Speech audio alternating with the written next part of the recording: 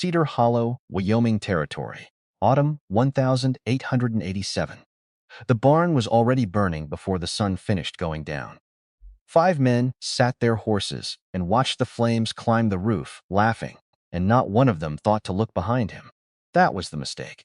Below them the valley stretched out under an ash-gray sky, barbed wire cutting the gold, brittle grass into neat hostile squares. A torch raised toward a cabin door. A woman's hand slipping beneath the porch. Step third board from the left into a gap that had no business being there. But it was. The wind changed. The old dog on the porch never barked once.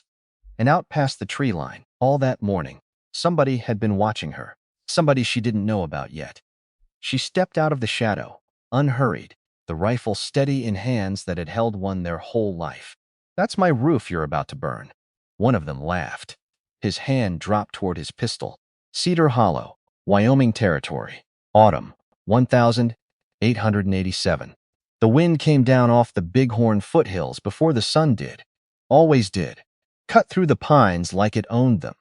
Rattled the dry cottonwood leaves along the creek until the whole valley sounded like it was whispering something it didn't want you to hear.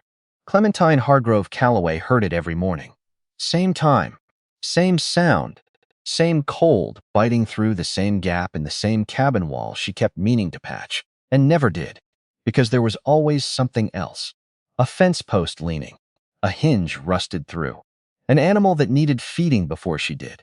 So the wall stayed cracked, and the wind kept whispering, and most mornings she didn't even hear it anymore. It had become furniture, background noise to a life built entirely out of background noise. On purpose, brick by careful brick, she rose before first light, boots on cold floorboards, fingers stiff around the tin cup she filled from the kettle, left simmering on the banked coals overnight. Coffee bitter enough to strip paint. She drank it anyway. Didn't wince. Hadn't in years. 26 years old. Widow for 2 of them. Some folks in town said that word like it, explained her. Widow. Like it was the only chapter of her story worth reading. The rest, they figured, didn't matter. A woman alone on 160 acres at the edge of nowhere. Quiet, polite. Kept to herself. They didn't know the half of it, which was exactly how she wanted it. The cabin sat low against the hillside, its chimney the only proof of life for half a mile in any direction. Behind it, a barn that leaned a little more every winter. A corral holding 4 horses and a milk cow that hated her with the quiet dedication of an old grudge. Chickens that hadn't been fed yet. A dog, gray around the muzzle now, who thumped his tail against the porch boards the second her boots hit the steps. "Morning, Samson?" The dog didn't answer.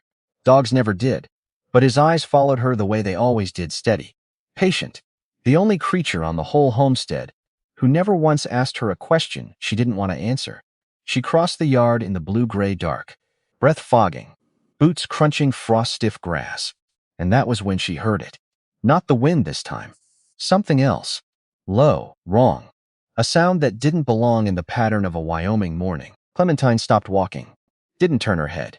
Didn't need to. Because someone had taught her, a lifetime ago, that the moment your body reacts before your mind understands the danger, you've already lost.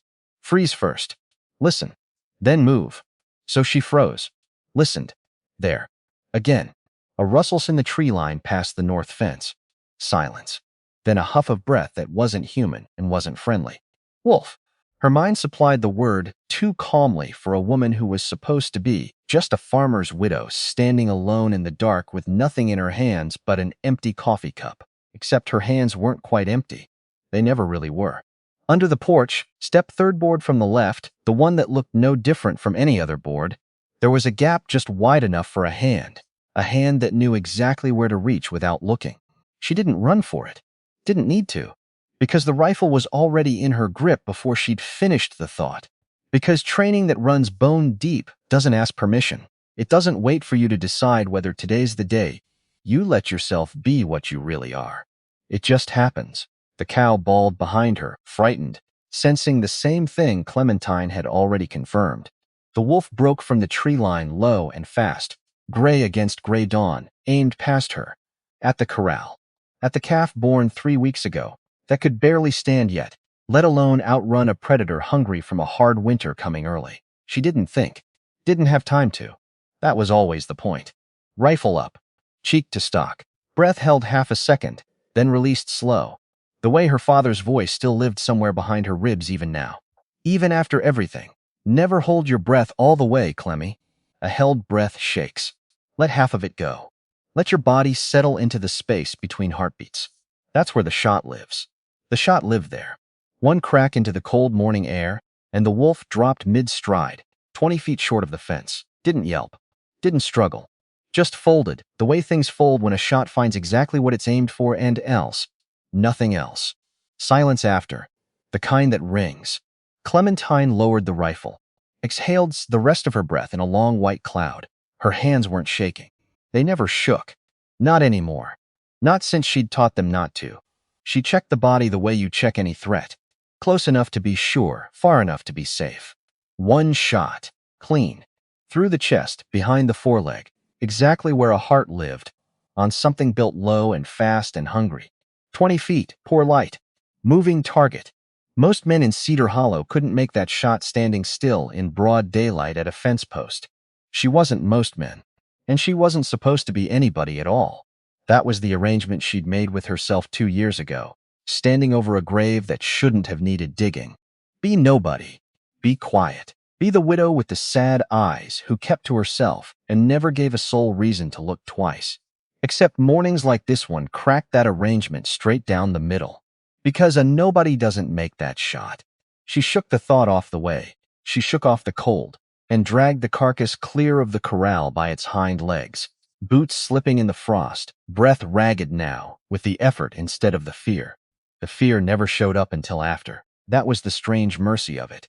In the moment, only the shot. Afterward, later, alone, usually at night, the fear collected its due, quiet and patient, same as it always did. But that was for later. For now, there was a farm. A cow to milk, chickens to feed, a fence to check, because a wolf hunting a homestead corral in broad dawn was not a lone wolf sort of thing. It meant a hard winter pushing predators down out of the high country early. It meant more mornings like this one. More shots she'd make, and then pretend, in front of anyone watching, that she'd gotten lucky. She was very good at pretending to be lucky. 2 years of practice will do that to a person. Before the morning's chores swallowed her whole, she walked the wolf's carcass past the tree line and out toward the little rise behind the cabin. Because that was the route to the graves, and she always passed them at some point in a morning, whether she meant to or not. Her feet simply knew the way by now. One grave, not two. Nathaniel's alone. Under a wooden marker she'd carved herself with a pocket knife the winter after he died, because she hadn't trusted her hands to hold a hammer and chisel steady that first year, not for something that mattered this much. She stood over it a while, rifle loose in one hand, breath fogging in the cold. Wolf again, she said, out loud. To no one. Except it wasn't quite to no one, was it? It never really was. Bigger than the last one. You'd have skinned it out proper instead of leaving the hide to waste like I'm about to. The wind answered with nothing. Same as always. I know, she said. I know you'd have laughed at that. Said something about how I never could dress a hide worth a damn, married a rancher's son my whole life and still can't skin a deer clean. You'd have been right, too. She crouched. Brushed a thin layer of frost off the marker's face with 2 fingers. Careful. The way you'd brush hair from a sleeping child's forehead. Because grief, 2 years in, had stopped being a storm that knocked her flat and started being something more like weather. Something she simply lived inside of now. Most days it sat quiet in the back of her chest, present but bearable, a low hum under everything else. Some days mornings like this one, cold enough to make her bones ache. In the old ways, it rose up sharper. Caught her by the throat when she wasn't looking. I keep thinking I hear you, she said. Out in the barn, whistling that same tune you never finished. I know it's just whine through the boards. I know that. Some mornings I let myself believe it anyway. For about a minute. Then I stop. She didn't know, crouched there with cold fingers on a cold marker, that in 3 days, that barn would be nothing but black ribs against a gray sky, and there would be no boards left for the wind to whistle through at all. Small mercies, that a person doesn't get to see what's coming. I miss you something fierce today, she said. Quiet. Don't rightly know why today's worse than yesterday. Maybe there isn't a reason. Maybe grief doesn't need one. She stood, wiped her palm against her skirt, though there was nothing on it to wipe away. looked out over the frost-white pasture toward the cabin, the corral, the milk cow already bawling for her breakfast, impatient as ever. "Reckon I've got a farm to run," she said. "Same as every morning. I'll come back tomorrow. I always do." She turned and walked back down toward the chores waiting on her, and if anyone had been watching from the tree line that morning, and someone, though she didn't know it yet, very much was, they would have seen a small, straight-backed woman crossing a frosted pasture alone, carrying a dead wolf's memory and a live grief in the same two hands, and giving neither one more weight than the other could bear. By the time the sun cleared the ridge, Clementine Calloway looked exactly like what Cedar Hollow believed her to be. Apron over a plain wool dress, sleeves rolled to the elbow, hair pulled back simple and practical, a few strands already loose to frame a face that had learned, out of necessity, to give away nothing it didn't choose to give. She was beautiful in the way people never expected, a widow farming alone to be beautiful. Not delicate, not soft the way town women were soft. Striking. The kind of striking that made men in Cedar Hollow go quiet and clumsy around her, and made women watch her a beat too long. The way you watch something you can't quite categorize. 26 years old, 5'4", small enough that men underestimated her on sight, which was, she had learned, its own kind of armor. She milked the cow, fed the chickens, checked the fence twice, dawn and mid-morning, rifle slung over her shoulder both times, because a hard winter meant more wolves, and more wolves meant more mornings exactly like this one. And through all of it, her mind did what it always did on quiet mornings. It wandered backward. Because the present was 160 acres, she was fighting to hold with fewer reasons every year why. Because the past, at least, was finished, settled. It couldn't hurt her any worse than it already had. Except that wasn't quite true. The past had a way of reaching forward, tapping her shoulder at the worst possible moment, turning a wolf at dawn into her father's voice, low and patient, 20 years gone, and never fully quiet. "Never hold your breath all the way, Clemmy." She could still see him, a tall man with hands like carved oak and eyes that missed nothing, kneeling behind her in a meadow outside a homestead that no longer existed, adjusting the angle of her small shoulders with a gentleness, a man that Dangerous had no business having. Feet apart. Weight even. Don't grip the stock like you're strangling it.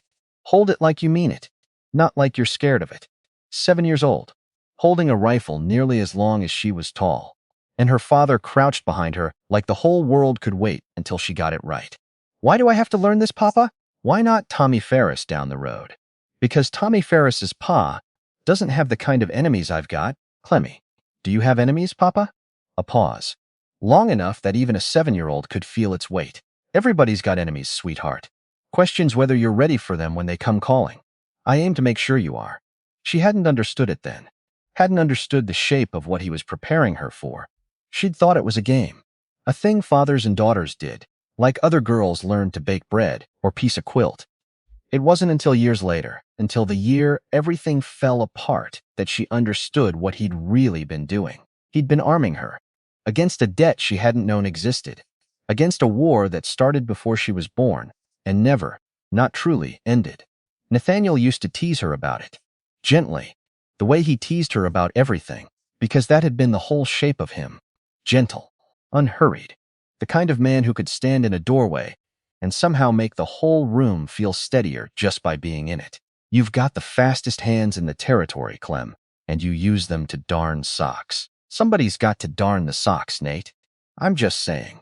Woman who can shoot a hawk out of the sky at 200 yards ought to have better things to do with a Tuesday afternoon than mend my heel. You want holes in your socks, that's your business.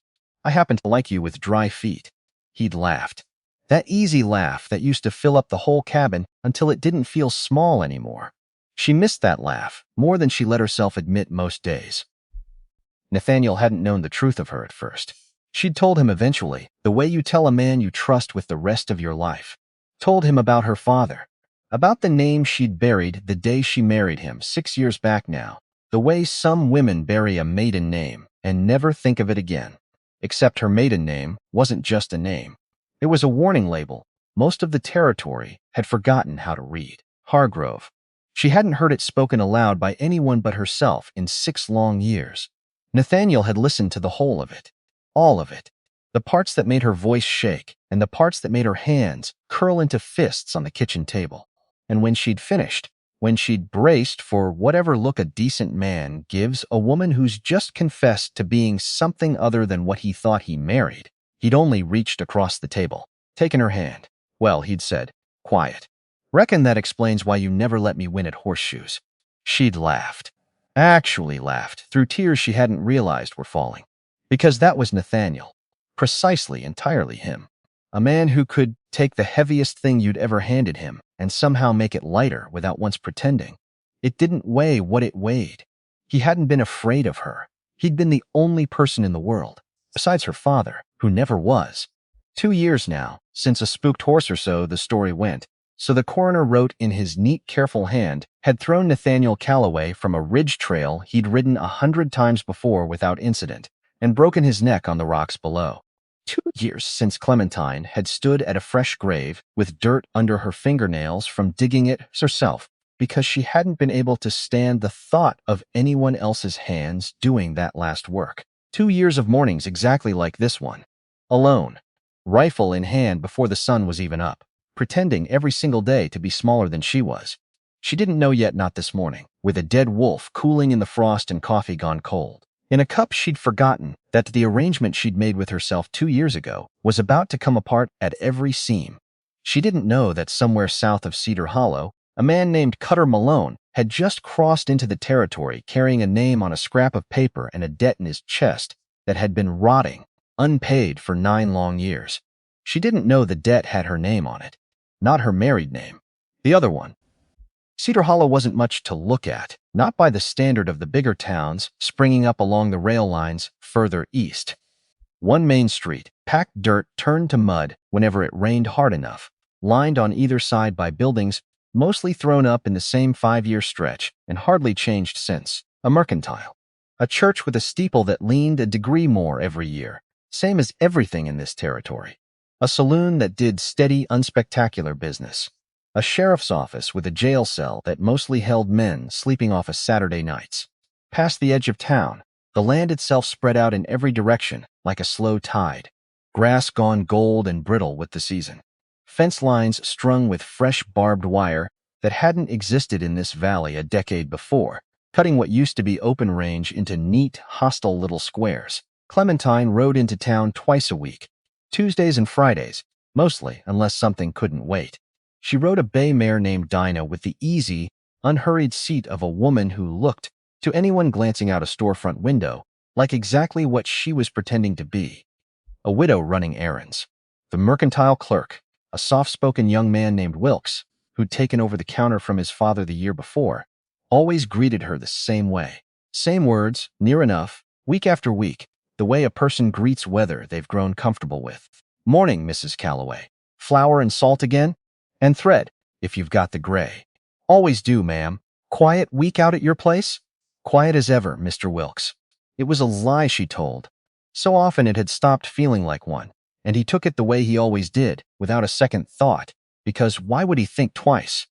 Because the whole town had long since settled on a shape for her, small, sad, capable enough to keep a farm running, but nothing more than that, and nobody in Cedar Hollow had any reason yet to wonder if the shape was wrong. She liked Wilkes well enough, liked the plainness of it, the way a conversation about flour and thread asked nothing of her that she wasn't willing to give. She wondered, sometimes, walking out of that mercantile with her purchases wrapped in brown paper, what his face would do if he ever learned the truth of her. Whether the quiet week out at your place question would ever again come as easy as it always had. She didn't wonder long. There wasn't much use in it. This particular Friday, the news found her before she found it. She noticed the extra horses tied outside the mercantile first. 4 of them, unfamiliar, lathered like they'd been ridden hard and recent. She noticed old Mrs. Abernathy standing just inside the doorway, arms crossed tight, watching something across the street with the stillness of a woman who decided it was safer not to have an opinion out loud. And she noticed the crowd outside the sheriff's office. 12 people, maybe, gathered in that specific, tense way that told you something mattered. She dismounted, looped Dinah's reins over the hitching post, slow and unhurried, because slow and unhurried never drew a second look. Fast did. The commotion, it turned out, had a name: Continental Western Rail Company. She heard it before she saw the man doing the talking, a well-dressed stranger on the raised boardwalk outside the sheriff's office, leather portfolio under one arm, addressing the small crowd with the smooth cadence of a man used to being listened to. "And I want to assure every one of you," he was saying, "that Continental Western has nothing but respect for the good people of Cedar Hollow. We are not here to take anything from you. We are here to offer you an opportunity." Somebody in the crowd, Silas Whitfield, weathered hat, stubborn jaw, a farmer whose land bordered the river 2 miles north, spoke up, voice tight. "Opportunity to sell my daddy's land for a third of what it's worth, you mean?" The stranger's smile didn't waver. "Mr. Whitfield, the valuation was conducted by a certified assessor from Cheyenne. I understand it may not match your sentiment, but sentiment doesn't set fair market value." "Sentiment," Whitfield repeated, a laugh in his voice with no humor left in it. "That land's had 3 generations of my family buried on it." Beside the stranger, thumbs hooked in his gun belt, Sheriff Amos Pruitt cleared his throat. "Now, Silas, nobody's forcing anybody to sell anything. Mr. Vane here's just laying out the offer." "Vane?" Clementine filed the name away without meaning to. "Bertram Vane. This morning, only a well-dressed stranger with a portfolio and a smile that stayed exactly the same width, no matter what anyone said back to him. The railroad is coming through this territory, whether individual parcels sell to us or not," Vane continued, voice climbing just slightly. "What we're offering generously is the chance for landowners along the route to sell now, rather than face condemnation proceedings later, which I promise you will not be nearly so generous." A murmur ran through the crowd. Uneasy. The particular uneasy of people who'd heard that word condemnation enough times in enough other territories to know exactly what it meant.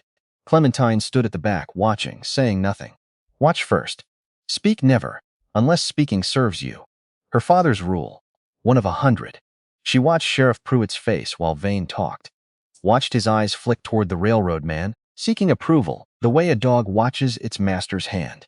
Watched his badge catch the morning light, a badge meant to mean he answered to the law and the people, not to a company man in a fine coat from Cheyenne.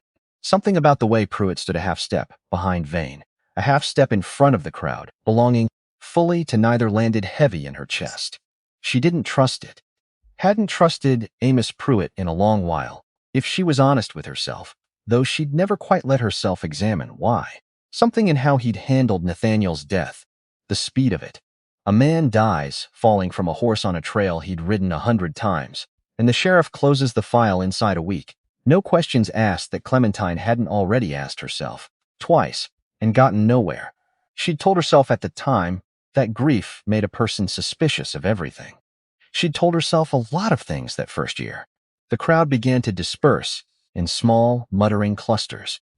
Vane stepped down off the boardwalk, portfolio under his arm, eyes sweeping what remained of the gathering with the casual thoroughness of a man taking inventory. They landed on Clementine, held a half-second longer than they'd held on anyone else. "Ma'am." He tipped his hat. "I don't believe we've met." "No," Clementine said, even, unhurried. "I don't believe we have." Bertram Vane, Continental Western Rail. A gloved hand offered and released. "And you are?" "Clementine Calloway." Something flickered behind his eyes. Small. Fast.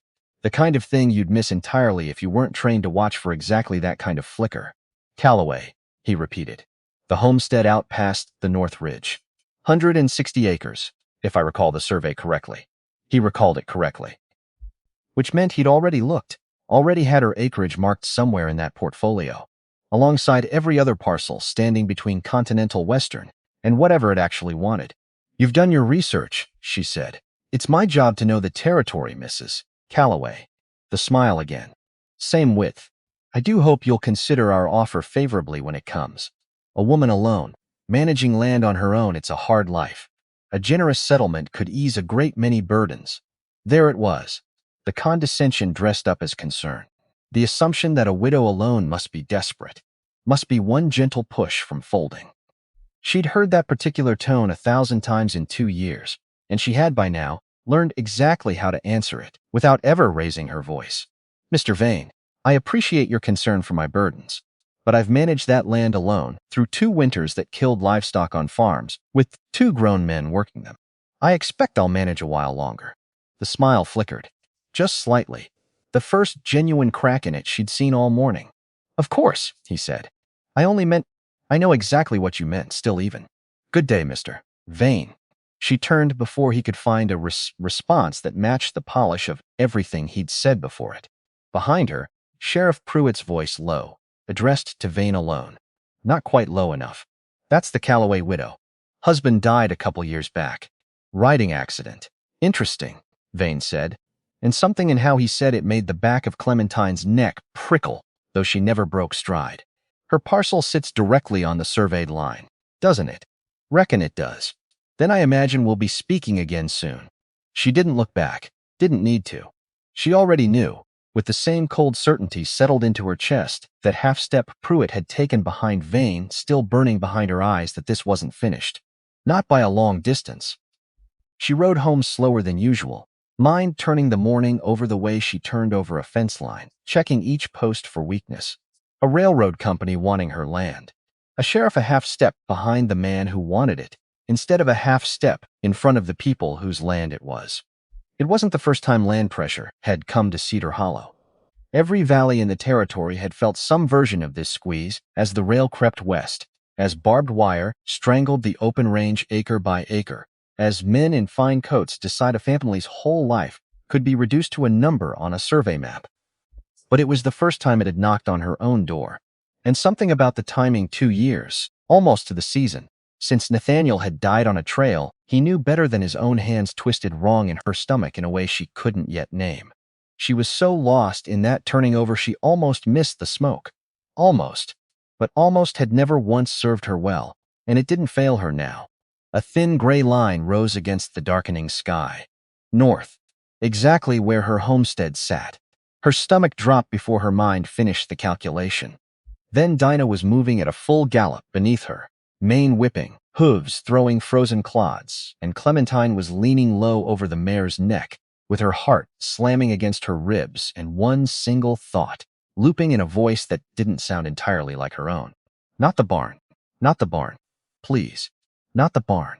Because the barn held everything. The winter's hay, cut and stacked with 3 months of back-breaking labor. The tools. The milk cow she needed desperately to survive the winter ahead. And under a false floorboard in the tack room, wrapped in oilcloth, the only photograph she had left of her father's face, taken the year before everything fell apart. She crested the last rise and the whole homestead came into view. And what she saw stopped her breath cold. The barn, burning, flames climbing high along one wall, black smoke pouring into the darkening sky, and silhouetted against that fire dark shapes on horseback.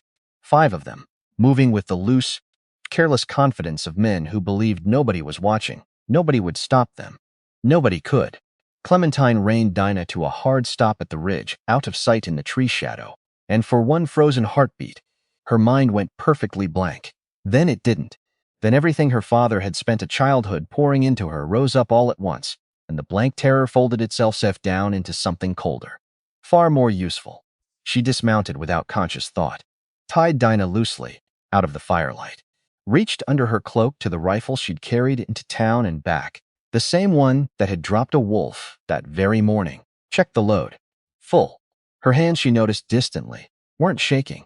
At the edge of the burning barn, one of the riders swung down and strode toward the cabin, boots loud on the frozen ground, a torch still smoking in one gloved hand. He hammered on the door. "Widow Calloway!" His voice carried rough and confident across the cold air. "You in there? Come on out now, ain't no sense hiding." Silence, because there was nobody inside to answer. He laughed, low, turning back to his companions. "Reckon she's still in town. Well, she'll come home to a nice, warm welcome, won't she?" Ugly, careless laughter. The kind men make when they believe there's nobody around to hold them to account. What none of them knew, what Sheriff Amos Pruitt hadn't bothered to check before letting them ride out that morning, and what Bertram Vane, back in his hotel office finalizing correspondence, hadn't bothered to ask about at all, was that every one of the 5 men now laughing in Clementine's front yard already had paper on him. Wanted notices posted in 3 counties. Bounty money attached to 4 of the 5 names, though none of them used those names much anymore. Cheap, disposable men. Fugitives already running from something, Easy enough to hire for a job nobody respectable would touch, and easy enough, if it came to it, to leave behind without a second thought. Clementine didn't know that yet either. Not this evening. She only knew what she could see. 5 men. 1 barn burning. Her whole life laid open to strangers with torches. Her father's voice again, unbidden from a lifetime ago. Count your enemies before you count your bullets, Clemmy. A man who doesn't know how many guns are aimed at him is already dead. He just doesn't know it yet. 5 men. 11 cartridges in her saddlebag, 2 spent on the wolf that morning, and not yet replaced, distracted as she'd been by Bertram Vane's portfolio and his condescending smile. The math wasn't impossible. It wasn't comfortable either. Comfortable had never once been a luxury she could count on. She watched the man at the door step back, torch raised toward the wood shingle roof of her home. Hers and Nathaniel's home, built board by board over 3 summers. The only place on this whole earth that had ever felt entirely unassailably hers. And something in Clementine, that had been sleeping 2 long years tucked away under aprons and quiet mornings and careful deliberate ordinariness, woke up. Fully. Completely. She rose from her crouch. Rifle steady. Stepped out from the tree shadow into the last gray light of dusk, close enough now. That firelight threw long orange shadows across the frost-hardened yard. That's my roof you're about to burn. Every head turned. The man at the door froze, torch still raised, staring toward a lone woman, standing small and unhurried at the edge of his firelight. Then he laughed. Louder now. Aimed straight at her. Well, would you look at that? She came home early. He lowered the torch but didn't drop it, and started toward her with the easy rolling confidence of a man who'd never once met a threat he took seriously from someone her size. Ma'am, I'd suggest you turn right around. This here's grown men's business. It concerns me, Clementine said, considerably. He kept walking. 20 yards. 15. We got business with the railroad concerning this parcel, and Mr. Vane sent us out here, real specific, to make sure you understood the seriousness of. I understood Mr. Vane perfectly well this morning. Didn't need a burning barn to help me along. That right. He grinned. Yellow teeth. Close enough now that the firelight from her own barn danced orange across his face. Well, seems the company thought a little extra persuasion might speed your thinking. Mr. Vane don't much care for slow answers. And you don't much care whose home you burn down to get a fast one. He shrugged. Ain't personal, ma'am. Just business. It's my barn. Her voice had gone very quiet, very still. The calm before a storm breaks. That makes it personal. He stopped walking. You want to watch that mouth. Little thing like you, out here alone, talking tough to men who could put a bullet in you before you finished the sentence. Could, Clementine agreed. Questions whether you're fast enough to. For 1 heartbeat, nobody moved. Then his hand dropped toward the pistol at his hip. And Clementine Calloway, who 2 years ago had buried her husband and told herself, over his fresh grave, that the part of her that used to move this fast, this certain, this without hesitation, was buried right alongside him, proved, in the space of 1 single breath, exactly how wrong that promise had been. Rifle up. Fired once.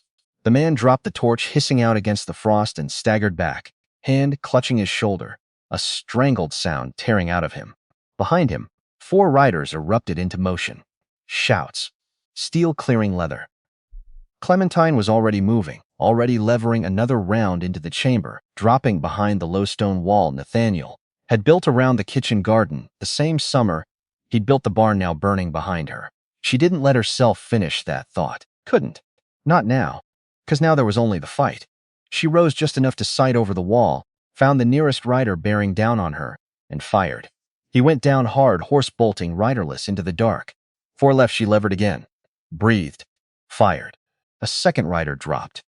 The remaining 2 split apart, 1 wheeling left to flank her, the other pressing straight on, firing steady now instead of wild. 4 cartridges left. She swung toward the flanking rider first, the greater angle. Always the greater angle first. Her father's voice again, and fired. Missed the man, clipped his horse instead. The animal screamed and threw him hard onto the frozen ground. He didn't get up. The last man was close now. Young, wide, wild eyes, the look of a man who'd signed on for easy money and gotten considerably more than he'd bargained for. He raised his pistol. She raised her rifle. For 1 long, suspended heartbeat. They stared at each other across 30 feet of frozen ground, and Clementine saw, with sudden total clarity, the exact moment he understood he was going to lose this exchange no matter what happened next. Wait, she didn't wait. The shot took him clean. He folded backward off his horse and didn't move again. Silence after. The kind that rings. Clementine stood slowly from behind the wall, chest heaving, breath coming in white clouds. 4 men down around her. The fifth, the one who'd started it, shoulder bleeding, crawling, slow and desperate, toward the tree line. She walked toward him, unhurried, rifle steady. He rolled onto his back, one hand raised, palm out. The universal gesture of a man begging for a mercy he hadn't extended to anyone in a long while himself. "Please," he said, voice cracking. "Please, ma'am. I didn't mean, you burned my barn." Her voice very quiet, very level. "You came onto my land, on my husband's grave, with a torch in your hand, and you laughed while you did it. It weren't personal. Business." She finished it for him, I heard. She stood over him a long moment. The whole world narrowed down to the two of them, the crackling fire, the cold, endless dark. "I'm not going to kill you," she said finally, and watched the relief crash across his face. "Thank you, ma'am. I swear I'll never—" "You're going to ride back to whoever sent you." Her voice cut through his gratitude like a blade. "And you're going to tell them exactly what happened here tonight. Tell them a farmer's widow put 4 armed men in the dirt in under 2 minutes with a rifle she loaded herself and a hand that didn't shake once." She paused, and something rose in her then. Some old iron core forged 20 years ago in a meadow, tempered further by every grinding lonely day since, and it came out in a voice that didn't sound entirely her own and yet was, undeniably, more purely herself than anything she'd said in a very long time. "Tell them. I warned you," she said. "I warned you I'm the West's deadliest warrior, and not a single one of you believed me." She lowered the rifle, stepped back. "Go. While I still mean what I just said about not killing you." He didn't need telling twice. He scrambled up, arm hanging useless, and staggered toward the one horse still standing nearby, hauled himself into the saddle with a cry of pain, and rode off into the dark without once looking back. Clementine stood alone in her burning yard, surrounded by 4 men who wouldn't be riding anywhere ever again, and watched him go until the hoofbeats faded entirely into the vast Wyoming night. Then, and only then, did her legs finally give out beneath her. She sank down beside the low stone wall her husband had built, put her face in her shaking hands, and let the fear that had been waiting so patiently finally fully arrive. The barn burned on behind her, and somewhere, miles south, a wounded man rode hard through the dark, carrying a message that would reach exactly the ears it needed to reach. The widow Calloway wasn't just a widow. She was something else entirely. Something the whole territory was about to learn the name of, whether she wanted them to or not. The fire took most of the night to burn itself out. Clementine didn't sleep. Couldn't have, even if her body allowed it, which it didn't. Not with 4 bodies in her yard and a barn reduced to smoking black ribs, and her own hands still trembling in the aftermath the way they always did once the danger passed, and left her alone with what she'd done to survive it. She sat on the cabin porch through the deepest part of the night, rifle across her knees, Samson pressed warm against her side, watching embers glow and fade, and glow again in the wind. She thought about Nathaniel, what he would have said, seeing this, seeing her. Well, she could almost hear him say that easy voice from all those quiet evenings at the kitchen table. "Reckon that explains a few things about how fast you always beat me at horseshoes." She laughed, a short broken sound, more grief than humor, and pressed the heel of her hand against her eyes until the sting of tears receded. There would be time for grief later. It would demand its due eventually, same as fear did, same as everything a person tries to postpone. But not tonight. Tonight, there were 4 bodies that needed accounting for, a barn that needed rebuilding before real winter, and a question circling her mind since the last rider vanished into the dark, growing louder with every passing hour. Who sent them? Because Bertram Vane's men. Sure, that much was plain enough. But something about how the first man had talked the ease of it ain't personal, ma'am. Just business sat wrong against the sheer viciousness of what they'd actually done. Torches. A whole barn. 5 armed men against 1 widow they expected to fold without a fight. That wasn't persuasion. That was punishment. And punishment, in Clementine's experience, only ever came from something personal, something with roots. She just didn't know yet whose roots they were. By the time gray dawn crept back over the ridge, the same ridge where, less than a full day earlier, she'd dropped a wolf with a single shot and told herself it was nothing more than a hard winter, Clementine Calloway had made a decision. She wasn't going to run. She wasn't going to pretend any longer, to be smaller than she was. Whatever had truly brought armed men to her door, whatever debt or grudge or design, lay behind Bertram Vane's polished smile and Sheriff Pruitt's careful silence. She was going to find it, and she was going to meet it with her eyes open. The wounded man rode through most of the night before he found what he was looking for: a low fire burning in a hollow south of Cedar Hollow, half a dozen horses picketed nearby, and a camp of hard men who looked up sharp and wary at the sound of a single rider approaching fast and alone. He half fell from his horse at the edge of the firelight, arm hanging useless, face gray with blood loss and cold, and something that looked, to the men watching him stumble in, uncomfortably close to fear. One man rose to meet him, tall, lean, in the way of men who'd spent a hard life converting soft edges into something harder, a face pale and flat in the firelight. Cutter Malone. Where's the rest of them? Flat. Not really a question. The wounded man swallowed hard. Dead. All of them, except me. His voice cracked, and he pushed through it, because Cutter Malone was not a man who tolerated silence when he wanted answers. She put 4 of them in the dirt herself. Alone. Wounded me, and let me ride off to tell you. Tell me what? She said. He swallowed again. Said to tell you she warned us. Said she's the deadliest warrior in the whole West, and not one of us believed her when she said it. Silence around the fire. Malone's face didn't change, didn't flicker, didn't crack, didn't show a single thing the men around him could read. But something behind his flat, pale eyes went very, very still. What's her name? He said, quieter now. This widow. Calloway. The wounded man was shaking, whether from cold or blood loss or the strange stillness that had come over Malone, impossible to say. Clementine Calloway. Widow on the north parcel. The one Vane wants for the rail line. Malone said nothing. A long moment. Fire popped and crackled. Somewhere in the dark, an owl called once and went quiet. Calloway, he repeated low, almost to himself. And then, softer still, a word that meant nothing to any man at that fire except the one who'd just spoken it. Hargrove. One of the others, younger, restless, hand still near his holster, spoke up. You know her, boss. Malone's eyes came up slow, fixed the young man with a look flat and cold enough that he immediately regretted asking. No, Malone said, but I knew somebody who's kin to her once. Long time ago, before any of you were riding with me. He walked a few paces from the fire alone, staring north toward Cedar Hollow, toward a homestead he'd never once visited, but suddenly, urgently needed to see with his own 2 eyes. 9 years. 9 years he'd carried a debt that had never once, not for a single day, stopped burning in his chest. 9 years since a betrayal he still dreamed about some nights, waking, sweat-soaked and furious, hand already reaching for a gun that wasn't there. A daughter. He remembered now, dimly, from a conversation half a lifetime ago, before everything went wrong, before the world he'd once trusted turned to ash.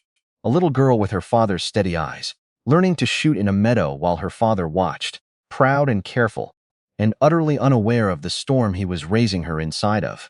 Everybody's got enemies, sweetheart. Malone hadn't thought about that little girl in years. He was thinking about her now. Because if the widow on the north parcel really had put 4 armed men in the dirt alone, without hesitation, without so much as a tremor in her hand, if she really had looked death in the eye and sent it packing with a warning instead of a bullet, the way only one man Malone had ever known could do, then he was no longer simply a hired gun, doing a railroad company's dirty business in a valley he didn't much care about. He was standing, unexpectedly, at the edge of something far older, far more personal, something with her father's blood running through it, and by extension, her father's ghost standing right behind her whether she knew it or not. Malone stared north a long, long while. Then he turned back toward the fire, and the wounded man still swaying on his feet, waiting on whatever came next. You had one job, Malone said. Quiet. Burn a barn, scare a widow, ride home. And you came back with 4 dead men and a message for me. That widow put a bullet through your shoulder and let you live so you could stand here and embarrass me in front of my own crew. Boss, I swear I did everything. I know you did. Malone drew his pistol, unhurried, almost gentle about it. That's the trouble. The shot cracked once into the cold night, and the wounded man dropped where he stood, and none of the others at that fire said a single word, because none of them had ever once seen Cutter Malone's face look quite that empty before. Malone holstered the pistol, looked at the body a long moment. Something passed behind his flat, pale eyes that might, in a different man, in a different life, have been called regret. He didn't name it, didn't let himself, because naming it meant feeling it, and feeling it meant remembering every other name he'd stopped letting himself count over the last 3 years. And a man in his line of work couldn't afford that particular arithmetic. Not if he meant to keep waking up in the morning and doing the same work again. "Saddle up," he said finally, voice gone colder and quieter than any of them had heard in a long time. "We're not done in Cedar Hollow. Not by a long distance." News of what happened at the Calloway homestead reached town by mid-morning, carried by a neighbor riding past, who'd seen the smoke and ridden straight for the sheriff's office, wide-eyed and talking too fast. By noon, half of Cedar Hollow had heard some version of the story, each telling a little more embellished than the last. By some accounts, she'd taken on a dozen men. By others, nothing but a kitchen knife and sheer nerve. Old Mrs. Abernathy heard it from a farmhand buying nails, and told it to the next 3 customers through the mercantile door with her hand pressed flat against her chest the whole while, half horror and half something that looked, if you watched close enough, uncomfortably like admiration. Wilkes heard it from Mrs. Abernathy and found himself, for the rest of that day, unable to stop picturing the quiet woman who bought her flour and thread every Tuesday and Friday, a sexy standing over 4 fallen men with a rifle that hadn't shaken once. He didn't know, ringing up her order the following week, quite how to ask about it. So he didn't. Just said good morning, same as always, and let the quiet week out at your place. Question die unspoken in his throat for the first time in 2 years. The truth, when Sheriff Amos Pruitt finally rode out to see it, was strange enough without embellishment. 4 dead men in a frost-hardened yard, a barn burned to smoking black ribs, and in the middle of it, a widow he'd known 2 years as quiet, unassuming, easy to overlook, standing on her porch with a rifle across her knees and an expression that made even Pruitt's practiced neutrality falter for just a moment. "Mrs. Calloway." He dismounted slow, hands visible. "I'm going to need you to tell me what happened here." Clementine looked at him a long moment before answering. 5 men rode onto my land yesterday evening," she said finally. "Level. Controlled. Burned my barn. Told me they'd been sent to persuade me about the railroad's offer. When I didn't take kindly to the persuasion, they drew on me. And you defended myself. Flat. Final. Same as any person's got a right to do when armed men come burning their home in the dark." Pruitt's eyes moved to the bodies, covered now with tarps a neighbor had brought over, then back to her, then briefly, unmistakably, toward the north, toward wherever Bertram Vane was staying while he conducted his business in the valley. "You said they mentioned the railroad." Careful, choosing each word like it might explode in his hands. "Certain as I'm standing here, Sheriff," said Mr. Vane, sent them out real specific. Something crossed his face. Fast. Gone almost before it fully formed. Not shock.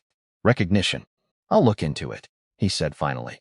And the words came out, rehearsed enough that Clementine understood, with a cold certainty settling low in her stomach, exactly how little looking into it he actually intended to do. "You do that," she said. He mounted back up, paused, looked down at her. "Folks in town are going to talk about this, Mrs. Calloway. Talk's going to spread. Let it. You sure that's wise? Way you handled yourself out here. That's not the kind of thing a quiet farm widow just happens to know how to do." She met his eyes steady. "I've had a great many things happen to me these past 2 years that a quiet farm widow shouldn't have had to face alone, Sheriff. Reckon I've adjusted." He held her gaze a moment longer, touched the brim of his hat, and rode back toward town without another word.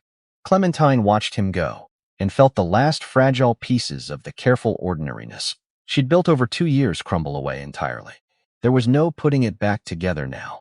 That evening, alone again, the adrenaline burned off and left her hollow and aching in every joint. Clementine finally sat at the kitchen table and let herself be still. She looked at her hands resting on the worn wood. Steady now. Always steady when it counted, shaking only afterward, alone, when nobody was there to see. She thought about her father, the meadow, the rifle nearly as long as she'd been tall, Everybody's got enemies, sweetheart. Questions whether you're ready for them when they come calling. She'd been ready, but readiness, she was beginning to understand, wasn't the same as safety. It was only the beginning of whatever came next, and something told her, sitting alone in the quiet dark, with 4 fresh graves waiting to be dug outside, that what came next would test every single thing her father had ever taught her. For the first time in 2 years, she let herself feel something other than grief. She let herself feel ready, because whatever this was, whatever had truly brought armed men to her door, she understood now, with total, unshakable clarity, that it wasn't finished. It was only just beginning. 3 days. That was how long it took Cedar Hollow to finish talking about the widow who wasn't a widow at all. Not really. Not in the way anybody had understood the word before. 3 days of whispers in the mercantile.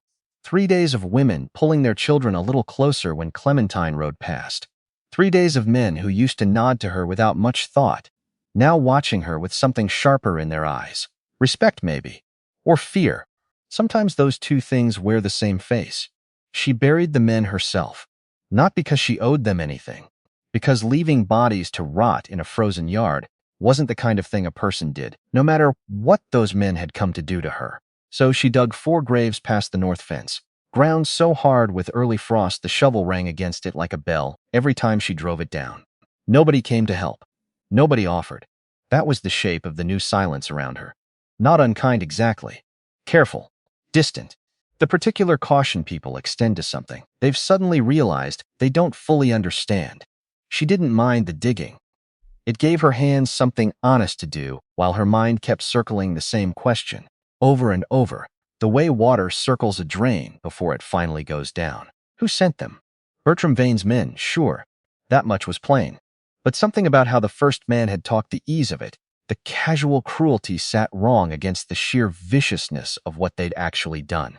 That wasn't persuasion. That was punishment. And punishment, in her experience, only ever came from something personal. The barn's black skeleton stood against the gray sky like something out of a fever dream. And every time she walked past it, often, because a farm doesn't stop needing tending just because a person survived a gunfight in her own front yard, she felt the same cold twist low in her stomach. Winter was coming.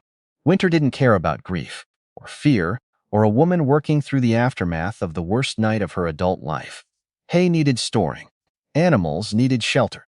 And she had exactly 1 set of hands to do work that used to take 2, back when Nathaniel's had shared the load without her ever having to ask. She missed his hands most in moments like this. Small moments. A fence post that needed 2 people to set right. A beam too heavy for 1 pair of arms. She was standing in the ruin of that barn, 3 days after the fire, trying to work out how in God's name she was going to rebuild it alone before the first real snow, when she heard hoofbeats on the road. Slow, unhurried, not the panicked gallop of trouble arriving. She reached for the rifle propped against the nearest scorched beam without quite meaning to. Her hand found the stock before her mind finished registering the sound, because that was what 3 days had done to her. Every sound was a threat now until proven otherwise. She turned, rifle low but ready, and watched a lone rider come up the drive at an easy walk. Older man. Broad through the shoulders despite his years, a face weathered dark and deep-lined under a battered gray hat, a star pin crooked to a coat that had seen better decades. Not Sheriff Pruitt's star. A different one. Older. She didn't lower the rifle. Not yet, Mrs. Calloway. The old man reined to a stop at a respectful distance, hands visible. Name's Ezra Marsh. I don't believe we've properly met, though I knew your husband some, and I knew your father a good deal better, if you'll permit an old man the memory. Clementine's grip on the rifle didn't loosen. Lot of people in this territory seem to know things about my father lately, she said. Funny, considering he's been dead 9 years. Something flickered across his weathered face. Fast. Gone almost before it registered. Is that so? He said. Quiet. Careful, that's so. He nodded slow, like he was filing that answer away. Well, I'll tell you plainly what I am, and you can decide for yourself whether that rifle stays up or comes down. I rode for the Texas Rangers the better part of 20 years. Retired out this way 6 years back. Been keeping the peace best I can as an unofficial sort of hand around Cedar Hollow ever since the kind of peacekeeping a man does when the official sheriff can't quite be bothered. You've got opinions about Sheriff Pruitt. I've got facts about Sheriff Pruitt, Marsh said. Opinions are for men who don't have the facts yet. Something in the dry, level way, he said. It eased the tightness in her shoulders by half an inch. Only half, she lowered the rifle. Didn't set it down. You rode out here to tell me something, Mr. Marsh. So tell it. He dismounted, slow, joints clearly protesting, and stood with his hat in his hands. Now, instead of on his head, the old courtesy fewer and fewer men bothered with these days. I heard what happened here 3 nights back. Whole valley's heard it by now. And I'll tell you honest, Mrs. Calloway, when I heard how you handled it, alone, 4 against 1, not a hair on your head so much as must I thought of your father before I thought of anything else. Her jaw tightened. You knew him well enough to recognize his hand in yours, even secondhand, even from a story told 3 times removed through half the gossips in town. His pale eyes held steady on hers. Jedediah Hargrove didn't have but the one daughter, and the stories say she could shoot a hawk clean out of the sky by the time she was 10 years old. The name landed in her chest like a dropped stone. She hadn't heard it spoken aloud by anyone besides herself, alone in the dark in 6 years. Where'd you hear that name? Low. Dangerous. Same place everybody who knew your father heard it. From the man himself. Back when he still rode these territories under his own name. Before. He stopped. Before what? Ezra Marsh looked at her a long moment. Something behind his weathered eyes, regret maybe, or the exhaustion of a man about to hand someone a truth he knows will cost them. Something softened his whole face. Before the trouble in Laramie County, he said finally. 9 years back. She didn't invite him inside. Not yet. So they stood in the cold gray afternoon near the burned skeleton of the barn, and Ezra Marsh told her a story she'd spent 9 years believing she already knew the whole of. She was wrong. Your father wasn't only a rancher with a fast hand and a reputation, like the folks who knew him casual might tell it. He rode a hard road before you were born.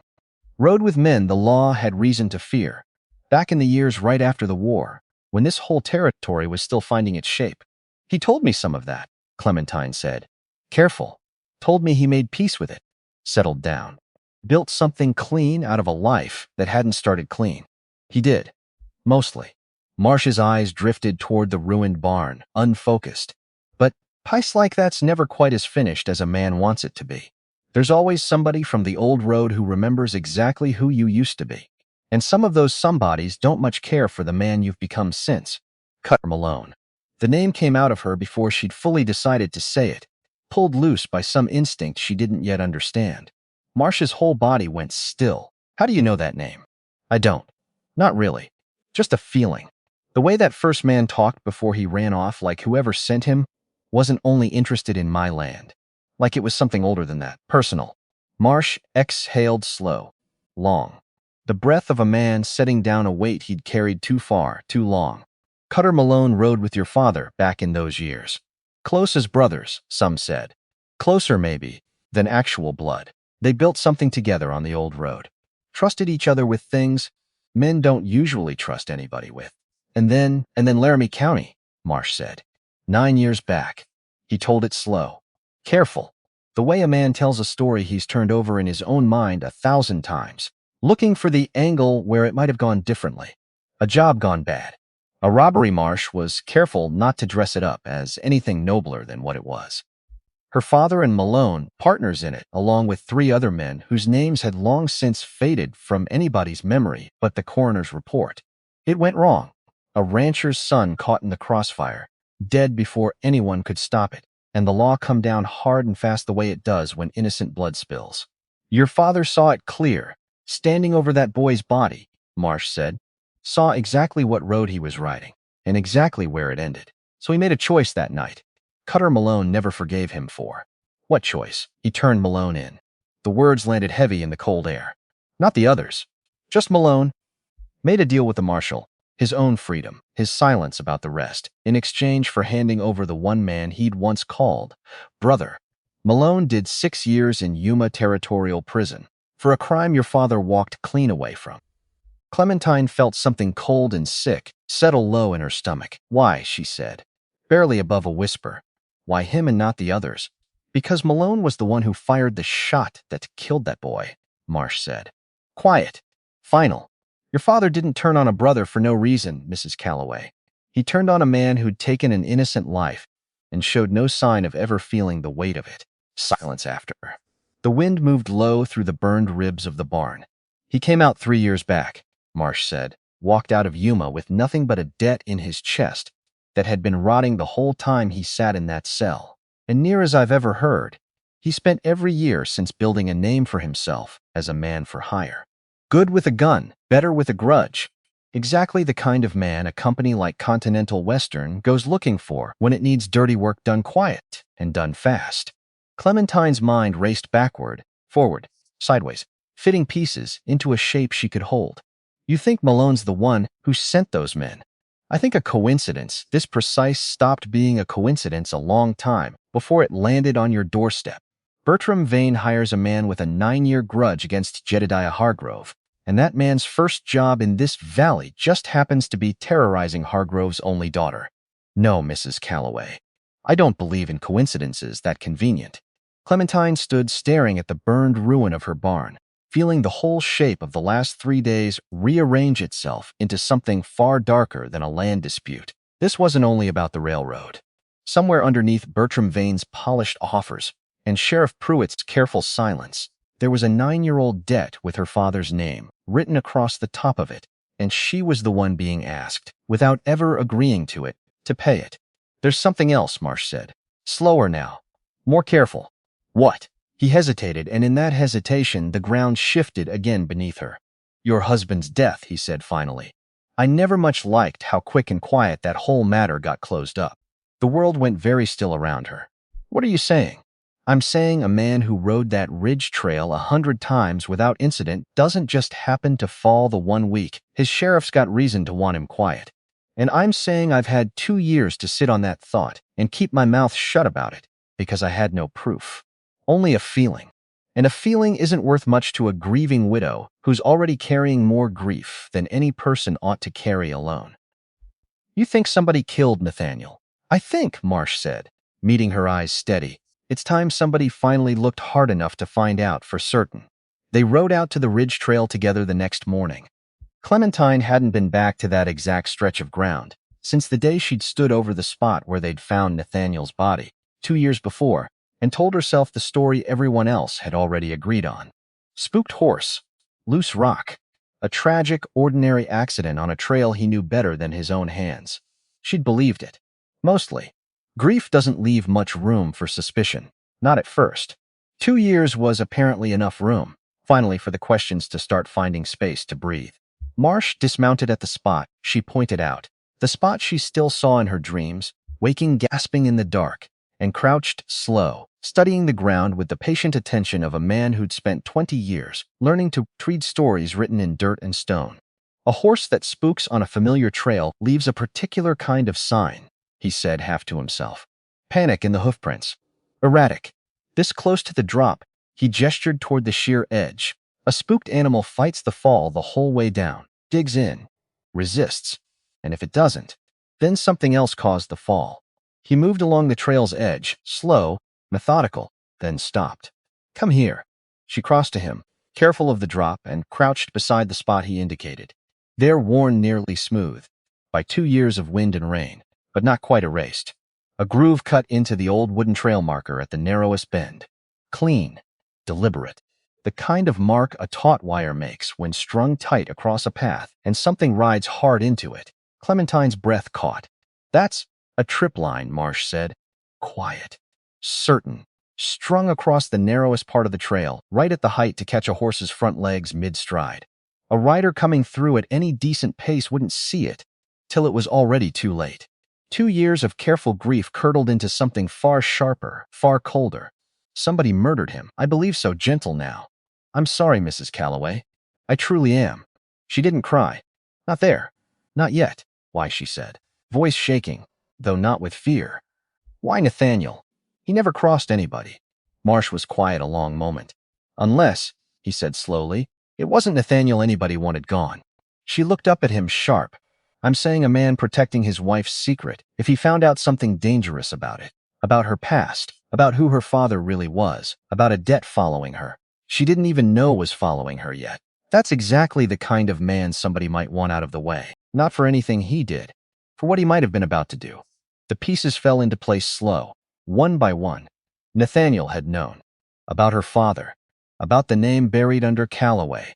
And if somebody had learned he knew had learned, he might start asking questions, start digging into exactly why a railroad company's business kept circling back toward one particular homestead.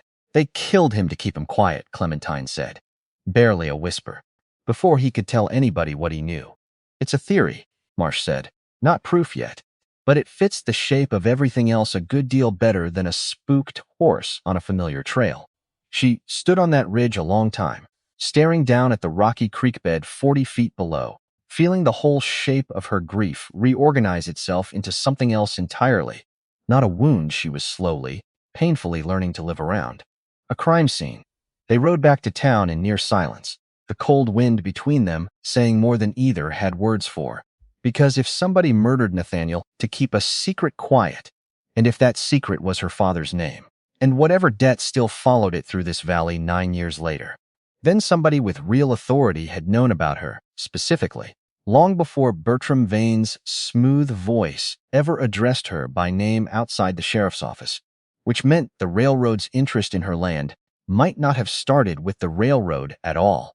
Except that didn't quite fit either. Why would a company man from Cheyenne care about a 9-year-old grudge between an outlaw and the man who'd once turned him in? Unless he didn't care. Unless somebody else had simply handed him a convenient excuse, a convenient hired gun, with a personal stake in seeing her gone, and let Cutter Malone's old hatred do work that served two masters at once. We need proof, she said finally, breaking the silence. We do, Marsh agreed. And I believe I know exactly where to start looking for it. Where? Sheriff Pruitt's office. She looked at him sharp. You're suggesting we break into the sheriff's office. I'm suggesting, Marsh said, dry as old leather, that a careful review of a public official's records isn't rightly breaking anything, provided the door happens to be unlocked and the review happens to occur while the official's otherwise occupied. And if the door's locked, then I suppose we'll have ourselves a genuine moral quandary to work through, he said. But I've known Amos Pruitt a good long while, Mrs. Calloway. Man's never locked a door in his life he didn't have very specific reason to. The opportunity came 2 days later. Cedar Hollow held a town meeting, every second Thursday of the month, always in the church hall at the north end of the street, and Sheriff Pruitt never once, in Clementine's 2 years of observing the pattern, missed one. This week's grievance, fittingly, was Continental Western Rail. Half the valley showed up, restless, demanding answers Vane's polished representatives weren't fully prepared to give. Clementine watched from a seat near the back, unremarkable, unnoticed, while 3 streets away, Ezra Marsh worked the lock on a back window with the patient, practiced hands of a man who'd broken into worse places for better reasons. She'd wanted to go with him. He'd refused. You're the one everybody in this valley's watching right now, Mrs. Calloway. Best you're seen sitting right here, plain as day. While the actual looking gets done somewhere, nobody's thinking to watch. He wasn't wrong. But sitting still while somebody else took the risk on her behalf sat wrong in her chest the whole hour. When the meeting broke, she slipped out the side door and made her way toward the sheriff's office. Marsh waited in the alley shadow, a thin leather ledger tucked under one arm. Well, she said, low. Did the door happen to be unlocked? Door was locked tight as a bank vault. Window, though. Window's a different matter entirely. He held the ledger out to her. What is it? Payment record. Kept separate from the official town accounts. Not the sort of thing a man keeps unless he's real careful never to let it mix with anything he'd have to show a territorial auditor. Clementine flipped it open with hands that weren't quite steady, tilting the pages toward the light, spilling from the street lamp. Names, dates, sums far more than a small-town sheriff's salary could ever explain. Payments stretching back nearly 2 years. Her breath caught, dated a mere 4 days before Nathaniel's death, an entry that made the whole cold night go colder still. CSW Rail Co. Consultation fee, $200, she whispered. 4 days before Nathaniel died. For consultation, Marsh said, grim. Whatever that means. You know exactly what it means. I've got a strong suspicion. Suspicion isn't proof. Not proof enough for a territorial judge. Man like Pruitt will say that money was for anything under the sun. A dozen innocent explanations that'll sound plausible enough to any judge who isn't already looking hard for the truth. Then we need more. We do. How much more? Marsh studied her face in the dim light. I don't rightly know yet. But I know we're not going to find it standing in this alley. They rode back out to her homestead well past midnight, ledger safe. In Marsh's saddlebag, the valley silent under a sky thick with stars that felt colder than usual. They were still a half-mile from the cabin when Dinah's ears pricked sharp and her gait broke into something wary and reluctant. Clementine reined her in. Listened, nothing. Just wind. Except that wasn't quite true. Faint but there. A footstep, careful, deliberate. Beside her, Marsh had gone still too, hand drifting toward his pistol. You hear that? I hear it. From the tree line ahead, a voice. Evening. Clementine's whole body went rigid. Rifle up before conscious thought had finished forming. Sighted toward a dark shape, emerging slow from the shadow of the pines. Hands raised, open and empty. A man well practiced in not getting himself shot on sight. That's close enough. The figure stopped. Old. Older than Marsh, maybe. Hard to tell in the poor light. A weathered face half hidden under a battered hat. A long gray coat that had seen better decades. A rifle slung across his back, but nowhere near his hands. Didn't mean to startle you, ma'am, he said. Rough. Low. Something oddly familiar in it, though she couldn't place why. Only meant to warn you. Warn me of what riders. 6 of them. Camped less than a mile east, waiting on you to come home. I'd suggest you take the long way round tonight. Through the Hendricks pasture, not the main trail. Her finger stayed steady on the trigger, but her mind raced, trying to place the shape of him in the dark, the sound of his voice, something about the set of his shoulders pulling at a memory she couldn't quite reach. Who are you? Why should I believe a word you're telling me? He was quiet a moment, and when he spoke again, something in his voice had gone soft. Careful. Almost though she couldn't have said why the word occurred to her tender. Because I've got no reason to lie to you, Miss Clementine. Only reason to keep you breathing, Miss Clementine. Not Mrs. Calloway. Not the widow. Her maiden name, spoken soft in the dark, the way nobody in this territory had spoken it aloud in 6 long years. Her breath caught hard in her throat. How do you know that name? But he was already stepping back into shadow, retreating with the same careful, unhurried grace he'd approached with. Take the Hendricks pasture, he said again, and watch your back trail the next few weeks, girl. Trouble's not finished with you yet. Wait, he was gone. Vanished into the dark tree line as though he'd never stood there, leaving nothing behind but cold wind and a question that settled deep in Clementine's chest and refused, no matter how hard she tried to shake it, to let go. Beside her, Marsh sat very still, staring after where the old man had disappeared. You know him. Not a question. No, Marsh said. Too quick. Too careful. Never seen that man before in my life, Ezra.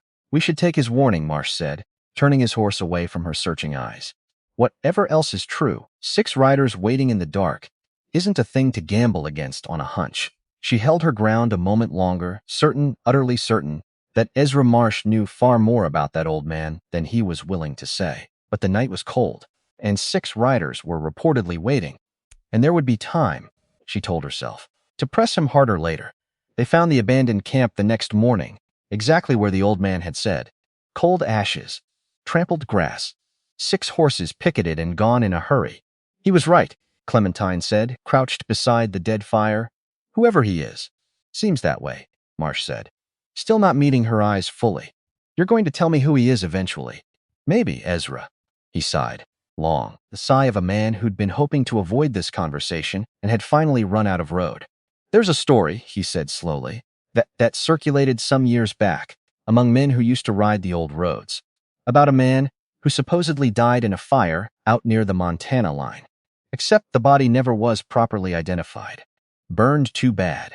And there were always a few old-timers who swore they'd seen him since, at a distance. Always gone before anybody got close enough to be sure. Clementine's whole body went very still. Who? Though some part of her already suspected before he said it. Your father, Marsh said quietly. Jediah Hargrove. The world tilted, just slightly, under her feet. He's dead, she said. Automatic. The words she'd repeated for 9 years, worn smooth as riverstone. I stood at the memorial. There was a grave marker, an empty one, from what I understand, Marsh said gently. No body ever recovered clean enough to be certain. Just enough remains to convince a grieving family and a tired coroner to close the matter and let everybody move forward with their grief. Clementine stared at the cold ashes, mind reeling, holding two impossible things at once. 9 years of grief for a father she'd buried, and the sudden terrifying possibility he might have been alive this whole while, watching her from a distance, close enough to warn her about 6 armed riders in the dark. Never once close enough to simply come home. "Why," she said, voice cracking finally, after days of holding herself together through gunfights and burned barns and a murdered husband, "why would he let me believe he was dead?" Marsh's weathered face had gone soft, with something that looked, unmistakably, like grief of his own. "I couldn't say for certain, but if I had to guess, and it's only a guess, I'd say a man like your father, carrying the kind of enemies he carried, might have decided the safest gift he could ever give his only daughter was distance. A chance at a life his shadow couldn't reach. That's not a gift. Fierce now. Furious. That's abandonment dressed up in noble language. Maybe. Or maybe it's the only kind of protection a man like that knew how to offer. I couldn't tell you which. Not for certain. Grief and love don't always wear the shapes we expect them to." She stood in the cold morning light, staring at the whole shattered shape of everything she thought she understood about her own life. The days that followed blurred together in a strange taut rhythm. Investigation by daylight, fear by night, and underneath it all, a grief too complicated for words yet. Grief for a husband murdered, not lost to accident. Grief for a father who might be alive, who might have chosen distance over reunion for 9 long years. Grief even for the woman she'd spent 2 years pretending to be. Quiet. Small. A woman who no longer existed and couldn't be conjured back, no matter how badly some frightened part of her wished she could. She and Marsh widened their investigation carefully, discreetly. A conversation here, a records request there, never moving too fast, never giving Pruitt or Vane's people clear reason to suspect exactly how much ground they'd already covered. They found more. A second payment, a full year before Nathaniel's death, larger $500 marked survey assistance. Though the survey in question, when Marsh quietly referenced it with the Territorial Land Office, turned out to have never actually been filed. A witness, old Mrs. Abernathy, from the Mercantile, of all people, who mentioned almost in passing one afternoon, while Clementine bought thread she didn't especially need, that she'd seen Sheriff Pruitt meeting with a well-dressed stranger from Cheyenne nearly 2 weeks before Nathaniel's accident, in the back room of the saloon, late at night. The kind of meeting a careful man arranges when he doesn't want it remembered. Except Mrs. Abernathy remembered it plenty well. Man had cold eyes, she told Clementine, lowering her voice, though the Mercantile stood otherwise empty. Not unkind, exactly. Worse than unkind. Empty. Like there wasn't much of anything behind him at all. "Did you catch his name?" "Didn't need to catch it. Heard the sheriff call him Vane, plain as day, right before they both went quiet, and noticed I was still standing there." Clementine's whole body went electric with the confirmation. Bertram Vane. Meeting privately with Sheriff Pruitt 2 weeks before Nathaniel's death. Not proof yet. Marsh was right about that, every time. Suspicious timing. Circumstantial connections. Nothing that would force Pruitt's lies to crack open in front of witnesses who mattered. But the shape of the whole conspiracy was becoming unmistakable now, even without a signed confession to hold it together. Vane wanted her land, needed it, for whatever larger design Continental Western had for this valley. Pruitt, bought and complicit, had helped clear the way. And somewhere in the middle of it, entirely by coincidence or entirely by design, Cutter Malone had been hired to finish what Vane's smooth words hadn't managed, unaware, or perhaps painfully aware, that the woman he'd been sent to terrorize carried the very blood he'd spent 9 years hating. It was a web-wide, tangled patient, spun slow across 2 long years, and she'd been standing in the middle of it the whole time, without once seeing the threads. She saw them now. Silas Whitfield found her on the road into town one gray morning, riding out to meet her before she'd even reached the edge of his own fence line. The same Silas Whitfield who'd stood up to Bertram Vane's smooth talk that first day outside the sheriff's office, stubborn jaw and all. He reined in beside her, didn't waste time on pleasantries. "Heard what happened at your place," he said. "Heard some of what you've been digging up since. News travels. News travels fast when it's got teeth in it, Mrs. Calloway." He looked older than she remembered from that first morning. Tired in the particular way a man gets tired when he's spent weeks watching a threat circle closer and closer to his own front door. I want you to know something. Whatever comes of all this, my family's not selling. Wasn't going to before, and we sure as hell aren't now.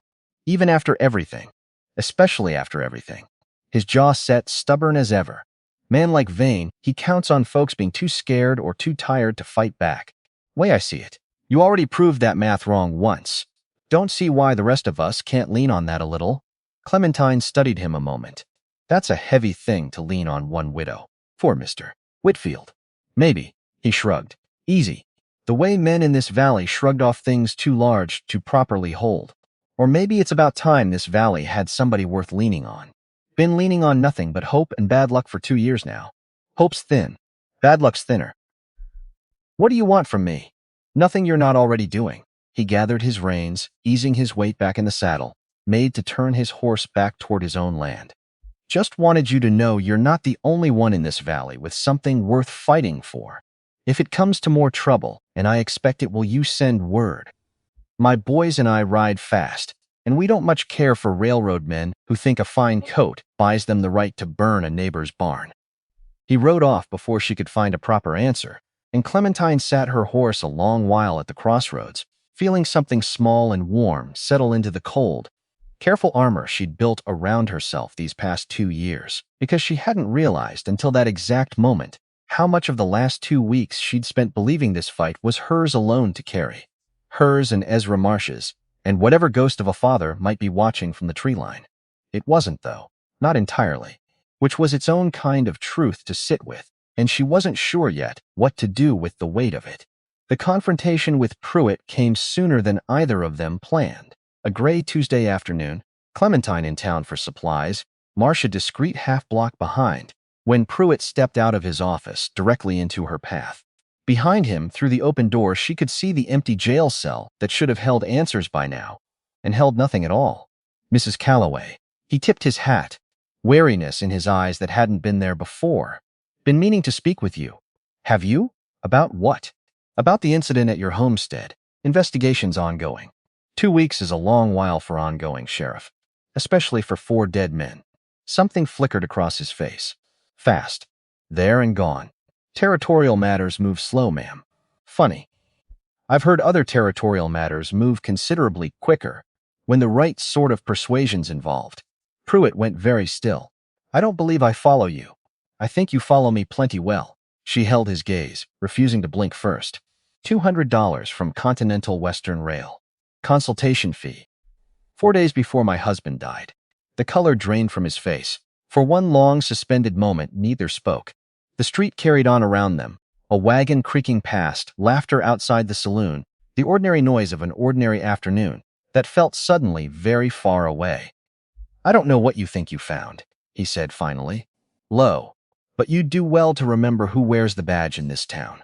And you'd do well to remember, Clementine said, equally low, that a badge doesn't mean much once a territorial judge sees the ledger I've got sitting safe with a witness who isn't afraid to talk. She was bluffing, slightly. The ledger wasn't quite enough on its own yet, and they both likely knew it. But something in her tone made his careful composure crack down the middle, just long enough for her to see the fear underneath it. You don't know what you're stepping into, he said, almost pleading. Men above me. Men you can't begin to imagine the reach of. Best you take whatever offer Vane's people put in front of you and disappear quiet. Before. Before what? He didn't answer. Before what, Sheriff? He looked at her a long moment, something haunted moving behind his eyes, and for just a second, Clemens saw not a corrupt lawman protecting his own interests, but a frightened man caught in something far larger than himself. Go home, Mrs. Calloway, he said finally. Rough. Tired. While you still can. He walked away without waiting for a response, and Clementine stood watching him go, a cold certainty settling into her chest. He was afraid. Genuinely, deeply afraid, not of her, not of a ledger with a few incriminating entries, but of something further up the chain. Something that made a corrupt small-town sheriff's careful crimes look almost incidental by comparison. Whatever Bertram Vane truly represented, it went far beyond one railroad company wanting one parcel of land. That night, Back at the homestead, Clementine sat at her kitchen table with the ledger open, Ezra Marsh across from her nursing coffee gone cold an hour ago, both staring at the same handful of entries, as though sheer will alone might force them to reveal some final truth. "We need Malone," Marsh said finally, breaking the silence. She looked up sharp. "What? I don't mean dead, though I imagine you're plenty capable of arranging that if it came to it." A ghost of dry humor, quickly gone. "I mean, we need to understand exactly what he knows. Whether he's working purely for Vane's money, or whether something deeper connects the two of them we haven't yet uncovered. You want me to go looking for the man who spent 9 years hating my family. I want you prepared for the very real possibility he comes looking for you first. A man carrying that kind of grudge doesn't simply walk away after one failed attempt. Not from what I understand of him." She closed the ledger slow, feeling the full weight of everything the past 2 weeks had uncovered settle across her shoulders. A murdered husband, a corrupt sheriff, frightened of something larger than himself, a railroad company with designs on this valley far beyond a fair market offer, and somewhere out there, both a father she'd mourned for 9 years who might still be alive, and a man who hated that father enough to burn down a stranger's barn simply for sharing his blood. "There's something I don't understand," she said slowly. "If my father's really alive, if he's really out there, close enough to warn me in the dark, why hasn't he come to me directly?" Marsh was quiet a long moment. Fear does strange things to a man's choices, especially a man who's spent his whole life believing his very presence puts the people he loves in danger. "I couldn't tell you for certain what's kept your father in the shadows all these years, but I'd wager, whatever the reason, it comes from love twisted up so tight with fear he can't tell the two apart anymore." She stared out the dark window, toward the tree line where an old man's voice had spoken her maiden name soft in the night, and felt something aching and complicated tighten in her chest. Hope. She hadn't let herself feel hope in a very long while. It scared her almost as much as everything else. The confirmation, when it finally came, arrived from the last place she expected. A letter, delivered by a young boy from town who claimed a stranger had paid him 2 bits to carry it out to the homestead, and refused to say anything more beyond the vague description of an old man in a gray coat who disappeared before the boy could finish counting the coins. Clementine's hands shook as she broke the plain wax seal. The handwriting inside was careful, deliberate, the hand of a man who'd clearly practiced writing it out more than once before committing to the final version.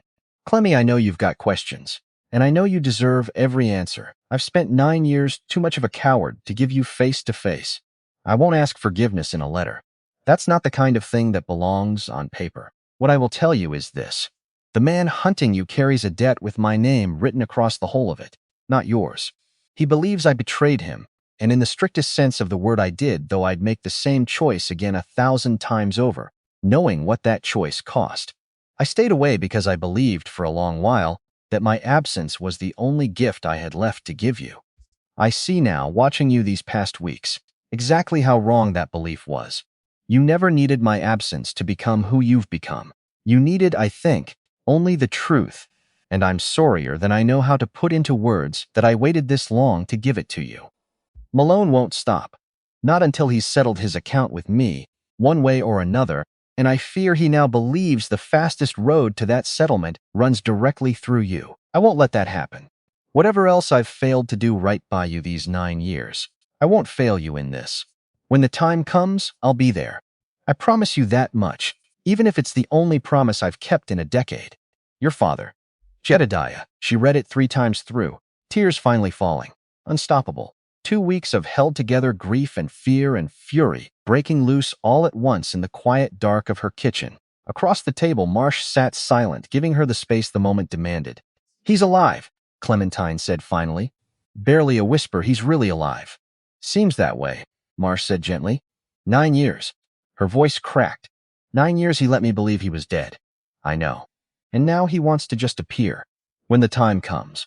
Like 9 years of silence gets settled with one letter and a promise. "I don't imagine he thinks it settles anything," Marsh said. "I imagine he knows exactly how much that letter can't undo. But it's a start, Mrs. Calloway. Sometimes a start's the only thing a person's got the courage left to offer."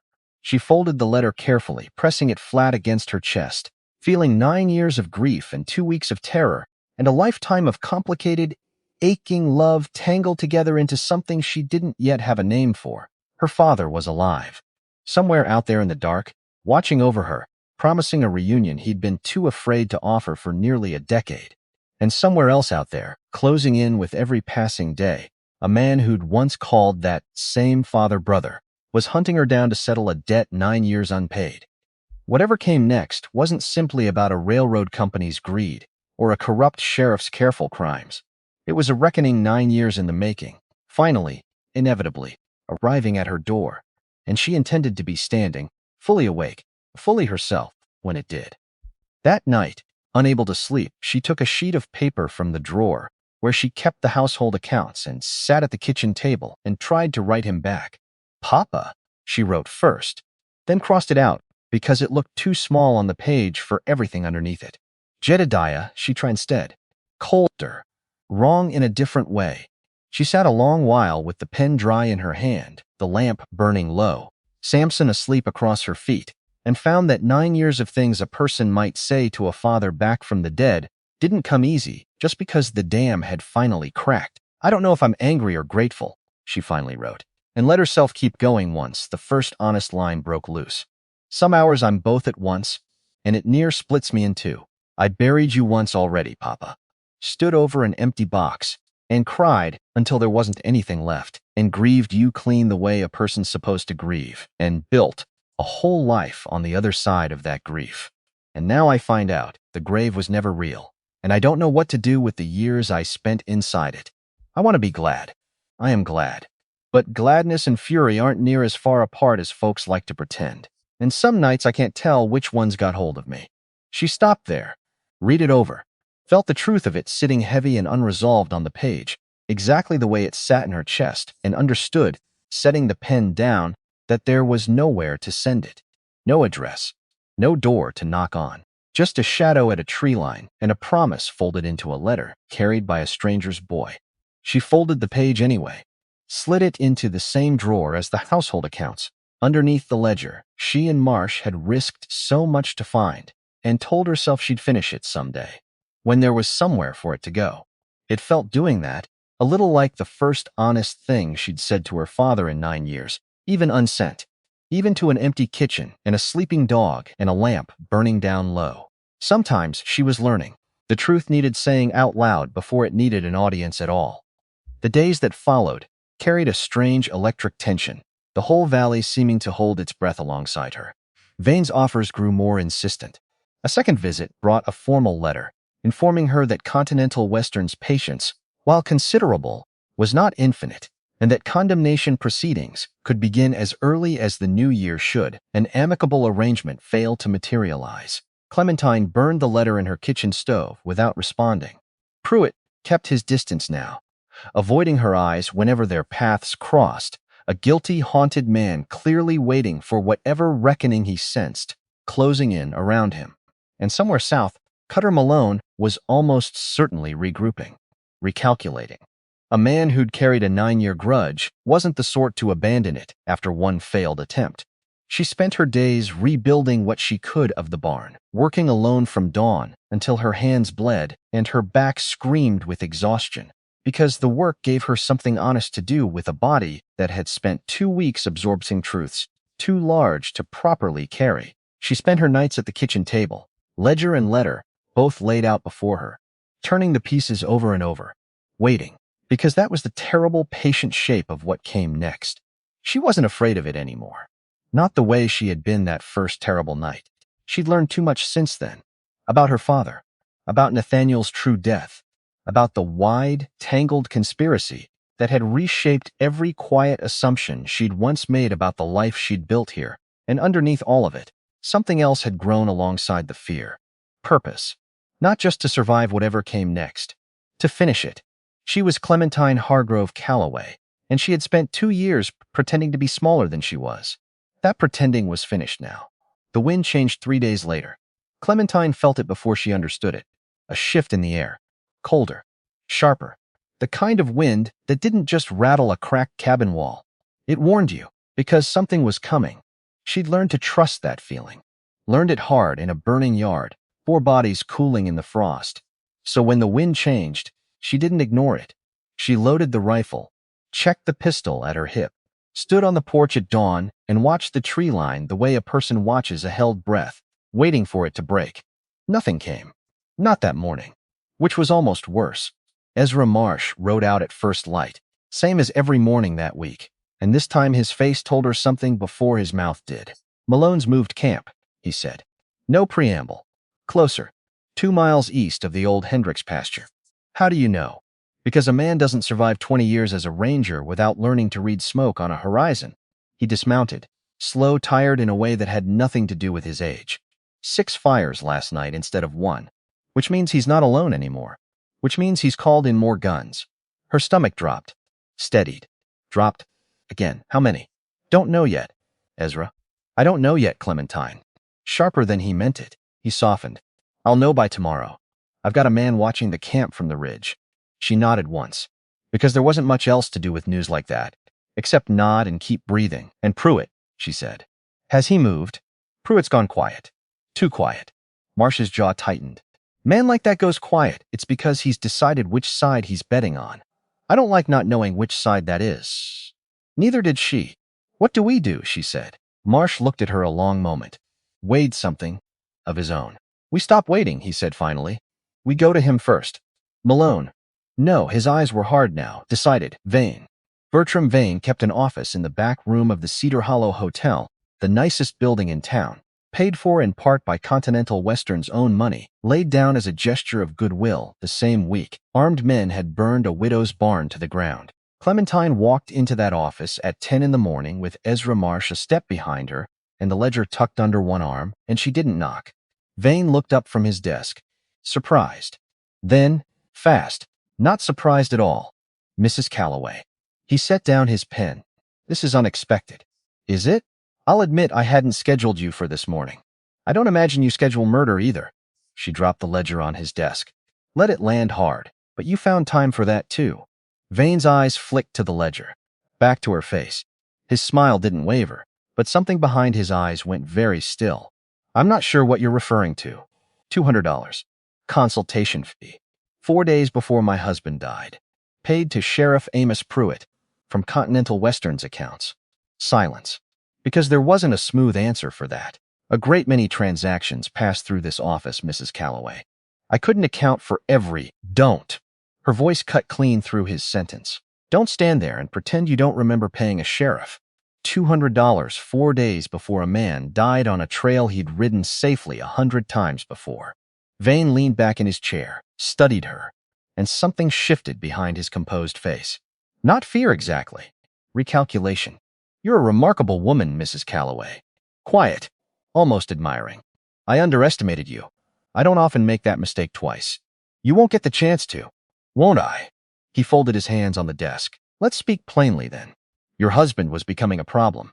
He'd begun asking questions about survey records, about payments, about a company he had no business scrutinizing. I didn't order his death, if that's the confession you're hoping to extract. I merely mentioned to the right ears that his questions had become inconvenient. That's the same thing, is it?" His smile came back, thin and cold.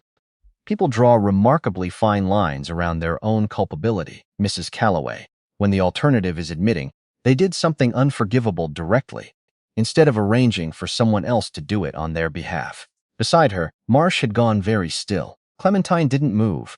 "You had my husband killed," she said. Slow, deliberate, because he asked questions about a railroad's business. "I had a problem removed," Vane said. "The same way you removed a problem in your own front yard 3 weeks ago. We're not so different. We simply operate at different scales. Do you hear yourself?" Her voice had gone quiet, quieter than before, and somehow that quiet carried further across the room than shouting could have. "A good man is dead. He used to whistle while he worked, Mr. Vane. Some tune he never finished, never once explained where he'd learned it. He built a barn with his own 2 hands and never raised his voice at a soul in his life.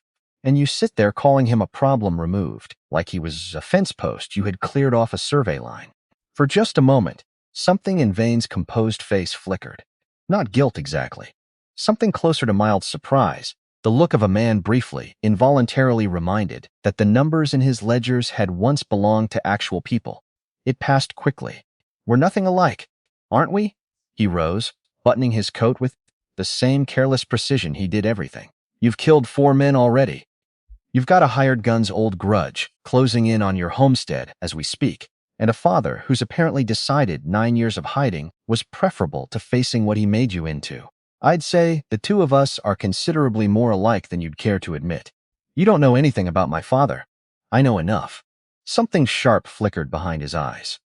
I know a man named Jedediah Hargrove supposedly died in a fire 9 years ago, and that Cutter Malone has spent every day since hunting a ghost. I know that when my associates informed me a Hargrove was sitting on prime rail acreage in this valley, under a different name, I understood immediately how useful that particular coincidence might prove to be. Clementine's blood went cold. You knew who I was before you ever offered to buy my land. I did my research, Mrs. Calloway. I told you that myself, our very first conversation. His smile widened, just enough to show teeth. Hiring Malone wasn't only about clearing your parcel for the rail line. It was insurance. A man with a 9-year grudge makes for a remarkably motivated employee. And should things ever escalate beyond simple land negotiations, well, a grudge like that tends to escalate all on its own, without my needing to lift a single finger. The room went very quiet, because Clementine understood, finally fully, the entire shape of what she was standing inside of. Vane hadn't just wanted her land. He'd engineered a war, set 2 old enemies on a collision course that ran directly through her, and stepped back to watch the wreckage clear his rail line for him, at no cost but a little patience and a well-placed word in the right ears. You're a monster, she said. I'm a businessman. He straightened his cuffs. The distinction matters more than you'd think. Monsters act out of hunger. I act out of arithmetic. The arithmetic's about to change. Something in her voice made even Vane pause. You've made 2 mistakes, Mr. Vane, she said. You underestimated a widow, and you overestimated how long a territorial judge would take to care once somebody finally handed him proof instead of rumor. For the first time since she'd walked in, something behind his composed face genuinely flickered. Fear. Small. Fast. Gone almost as soon as it arrived. But she'd seen it, and she carried it out the door, down the stairs, into the cold morning, like a coal held carefully in cupped hands. They rode for Cheyenne 2 days later, because a territorial judge with real authority, the kind that couldn't be bought off with $200, slipped quiet into a sheriff's pocket, sat there. And whatever came next needed to happen in front of that kind of authority, or it wouldn't hold. Marsh insisted on riding with her. You're not making that trip alone, he said. Not with Malone's camp sitting 2 miles closer than it was last week. I can handle myself, Ezra. I know you can. His eyes were steady on hers. Kind, in the gruff, unpracticed way of a man not used to gentleness. That's not the point. The point is you shouldn't have to. Not anymore. Not while I'm still breathing and able to ride beside you. She didn't argue further. They left before dawn, the ledger wrapped safe in oilcloth, along with 3 additional pages of evidence Marsh had spent the past week quietly compiling. They never made it to Cheyenne, 8 miles south of Cedar Hollow, where the trail narrowed through a stretch of canyon country, the wind carrying dust instead of whispers now. Clementine felt the change again. That same cold prickle at the back of her neck. She reined Dinah in, held up a hand. Ezra, I feel it too. They sat frozen, 2 riders in a narrow canyon pass, with rock walls rising steep on either side, and the silence had a weight she recognized now, deep in her bones from a night in a burning yard 3 weeks ago. We're not alone out here, she said. Quiet. No, a voice answered from above. You're not. She looked up. Along the canyon rim, dark shapes rose against the pale morning sky. 1, 3, 6. More still emerging, rifles catching the thin winter light. Cutter Malone stepped forward at the center of them. Been a long while, he called down, since I had the pleasure of meeting Jedediah Hargrove's daughter face to face. Every instinct her father had drilled into her rose up at once. Count your enemies before you count your bullets. She counted 8 men. Rifles. High ground. 2 of them on the canyon floor, pistols and 1 rifle between them. The math wasn't impossible. It wasn't good either. Mr. Malone, voice level steady, though her heart hammered hard enough to shake her ribs. I've heard a great deal about you these past weeks. Have you? He crouched at the rim's edge, rifle resting easy across his knees. "And what have you heard? That my father turned you in 9 years ago, that you've spent every year since hating him for it." Something flickered across his distant face. "Your father sold me out to save his own neck," Malone said. "Rougher now. Harder. Left me to rot 6 years in Yuma while he rode off clean and free to build himself a whole new life. Told himself he did it for justice. Called it justice right up until the day they closed that cell door on me. He told me it was because you killed a boy, an innocent boy, caught in something that should never have touched him. It was an accident. Was it? It was war," Malone snapped. "Sharp. Raw. Same as everything on that road was war. And your father knew the rules of it, same as I did. Right up until following those rules cost him something he wasn't willing to pay." She held her ground, held his gaze across the distance. "So you've spent 9 years hunting a man who spared 3 other lives that night by turning in the one man who actually took an innocent one." Silence from the rim, because that framing clearly wasn't one Malone allowed himself to sit with often. "You don't know the whole of it," he said finally. "Lower. Then tell me." "I don't owe you an explanation, girl." "No," Clementine agreed. "But you've spent 9 years wanting somebody to understand you, Mr. Malone. I can see it plain from down here. And I'm the closest thing to that man you're ever going to get within shouting distance of again." For a long moment, nobody moved. Then Malone rose to his feet. "Take the woman alive," he said, to the men flanking him. "I want her breathing when her father finally shows his face." The old man's rifle, his eyes cut to Marsh. "You can put down wherever he's standing." "Ezra, I heard him." Marsh was already reaching for his pistol. The first shot came from the rim. Everything after that happened too fast for thought. Only reflex. Only training. 20 years deep, finally. Fully unleashed. Clementine dove from the saddle as Dinah reared, bullets kicking up dust where she'd been sitting a heartbeat before. She hit the ground, rolled, came up behind a boulder with the rifle already sighting. Beside her, Marsh had taken similar cover, returning fire toward the rim with the steady economy of a man who'd done this exact dance more times than he probably cared to count. 8 of them, he called, across the gap. "High ground. We're pinned, I noticed." "You got a plan, Mrs. Calloway." "Working on it." She fired. Missed. The angle from below made the shots harder than anything she'd faced in her own front yard. This wasn't loose, careless men riding onto easy ground. This was Malone's men. Trained. Patient. And there were 8 of them. Her mind raced, cycling through every scrap of tactics her father had ever drilled into her. Because high ground beats low ground. Always. Unless the low ground's got cover, the high ground can't reach. Except this canyon didn't offer much of that. A scatter of boulders. A shallow wash cut into the canyon floor, maybe deep enough to crawl through, except moving meant leaving cover, which meant exposing herself to 8 rifles, for however many seconds it took to reach the wash. Which meant this might genuinely be the moment everything her father ever taught her simply wasn't enough. She shoved the thought down hard, because panic never helped. Not once in her life. And this wasn't the moment to start letting it in. "Ezra, can you cover me if I move for the wash?" "For how long? 10 seconds. Maybe less." A bullet chipped rock inches from his shoulder, and he flinched back, cursed low, returned fire. "I can give you 8. Make it count." She didn't hesitate. Counted 3 under her breath, and broke from cover in a full sprint, low, fast. The rifle clutched against her chest, while bullets tore up the ground around her boots. Because this was it. Because if she didn't make it those 30 feet, this was where it ended. She made it. Dove into the wash and hit the ground hard, breath tearing out of her in a ragged gasp. Small mercies. She allowed herself exactly 1 heartbeat to feel the relief of that. 1. Then she was moving again, crawling low through the wash, working toward a better angle, because staying still now was its own kind of death sentence. 2 of Malone's men were working their way down a narrow game trail toward the canyon floor, clearly intending to flank Marsh's position while their companions kept him pinned from above. She had 4 cartridges left. She made them count. The first man dropped before he'd even registered her presence below him. The second spun toward her, too slow, and joined him a half-second later. 2 down. 6 left. Her hands were shaking now. Not fear exactly. Or not only fear.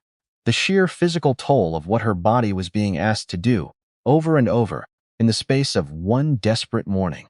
Because a person can only ask so much of their own two hands before those hands start asking questions back, and hers were asking now, in the only language hands know how to speak, which is trembling, which is slowing, which is a fine and terrible kind of betrayal she didn't have time to argue with. She had 2 cartridges left in the rifle. 2. Which meant the next shot had to count, and the one after it, and there wouldn't be a third unless she found the seconds to reload with 6 men. No 4 now, she corrected herself. 4. Count it again. Always count it again. With 4 men still somewhere above her on that rim, still hunting the sound of her own breathing in the wash. Except counting wasn't the same as knowing. Because from down here, flat against cold rock, she couldn't see the rim clean anymore. Couldn't see who'd moved where in the chaos of the last 2 minutes. Could only hear it. Boots on stone. A shout, cut short. A curse in a voice she didn't recognize. Close, closer than she wanted, coming from somewhere off to her left, where the wash bent north around a shoulder of broken granite. She went still. Let her breathing slow the way her father taught her, all those years ago, in a meadow that no longer existed. Half a breath. Hold. Listen. There. A boot scraping loose shale 10 feet off, maybe less. A man working his way down off the rim on foot now, abandoning the high ground for the surer thing, the thing that felt, to a frightened man, like an advantage. Getting close enough to finish this with his hands, if the rifle failed him, which was a mistake, which every man who ever underestimated her had made in exactly that same shape, over and over, since the night her barn burned. She waited, counted the footsteps the way she'd once counted a wolf's breath in the dark.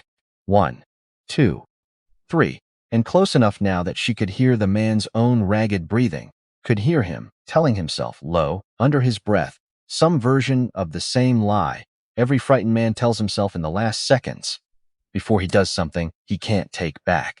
He came around the granite shoulder with his pistol already up, already searching, and found her rifle already waiting. She didn't hesitate, couldn't afford to. 1 cartridge left now. And she didn't let herself think about that either. Not yet. Not with 3 more men, somewhere above her, and her own heart hammering hard enough to shake her ribs. Because thinking too far ahead was its own kind of death out here. Her father had taught her that too, though not in a meadow, not gently, somewhere later. Somewhere she still didn't let herself remember clearly, even now. 1 shot at a time, Clemmy. That's all a fight ever really is. 1 shot, and then the next one. And you don't let yourself count how many are left until it's over. So she stopped counting. She pressed on. It was in the middle of that desperate, crawling advance, pinned low, with 6 men still holding the high ground and Marsh's return fire growing thinner by the minute that Clementine heard it. A new voice rising above the chaos of gunfire, and shouted commands, deep, rough, achingly, impossibly familiar in a way that stopped her heart cold for 1 full suspended second. That's enough, Cutter. Every gun on that canyon rim went silent. She froze in the wash, breath caught, and looked up. There, on the rim opposite Malone's position, rifle held loose and ready, backlit by pale morning sun, so that, for 1 impossible moment, he looked less like a living man than a memory. Finally stepped free of 9 years of grief. Her father, Jedediah Hargrove, alive, older than she remembered, grayer, harder around the eyes in a way 9 years of hiding clearly carved into a man, but unmistakably, achingly him. Jed. Malone's voice had gone strange low, something between fury and disbelief. You son of a bitch. You're supposed to be dead. I know it. Her father's voice carried clear and steady across the canyon, the same voice that once knelt behind a 7-year-old girl in a meadow. Been dead 9 years, near as the whole territory's concerned. Seemed the safest thing at the time. Safest for who? For her. His eyes found Clementine in the wash below, and something in his weathered face cracked open, raw and unguarded. I made a mistake, Cutter. Not the mistake you think I made. The mistake was believing distance could protect her better than I could. You turned me in, Malone snarled. Left me to rot. I turned you in, Jedediah agreed. Steady. Unflinching. Because you shot a boy who never did a single thing to deserve dying that night. And I couldn't square that with calling myself your friend anymore. I've never once regretted that choice, Cutter. I've regretted plenty else. Not that. Malone's whole body had gone rigid. 9 years, he said. 9 years I sat in that cell, thinking about the man who called himself my brother and sold me out first chance he got. You want to hate me for it. Hate me. I've made my peace with that a long while back. But this ends here. Whatever's left between us, it doesn't touch my daughter. Not anymore. Doesn't it? His voice had gone cold. Flat. Seems to me it already has. Seems to me she's been paying for your sins this whole while. Same as I did. Then let it end with me. Take your grudge out on the man who earned it. Leave her out of whatever's left. For a long, terrible moment, nobody moved. Then Malone raised his rifle. Not toward Jedediah. Toward the wash. Toward her. No, Jedediah was already moving. Already firing toward Malone's position with a speed that belied 9 years of hiding and every gray hair on his weathered head. Everything happened at once. Malone's shot went wide, chewing up dirt inches from where Clementine had flattened herself. Jedediah's return fire caught one of Malone's men in the shoulder, sending him tumbling off the rim. Marsh, seizing the chaos, broke from his position and fired twice more, dropping another. And Clementine down to her last cartridge, fingers already fumbling fresh rounds from her belt in the half-second the standoff had bought her, rose from the wash, rifle up, every instinct her father had ever drilled into her, converging into one single, focused, unshaking moment. She fired. One dropped. She levered, fed another round home without ever taking her eyes off the rim, and fired again. Another. The math had changed. Fast, brutally fast. From 8 against 2 to something far more even.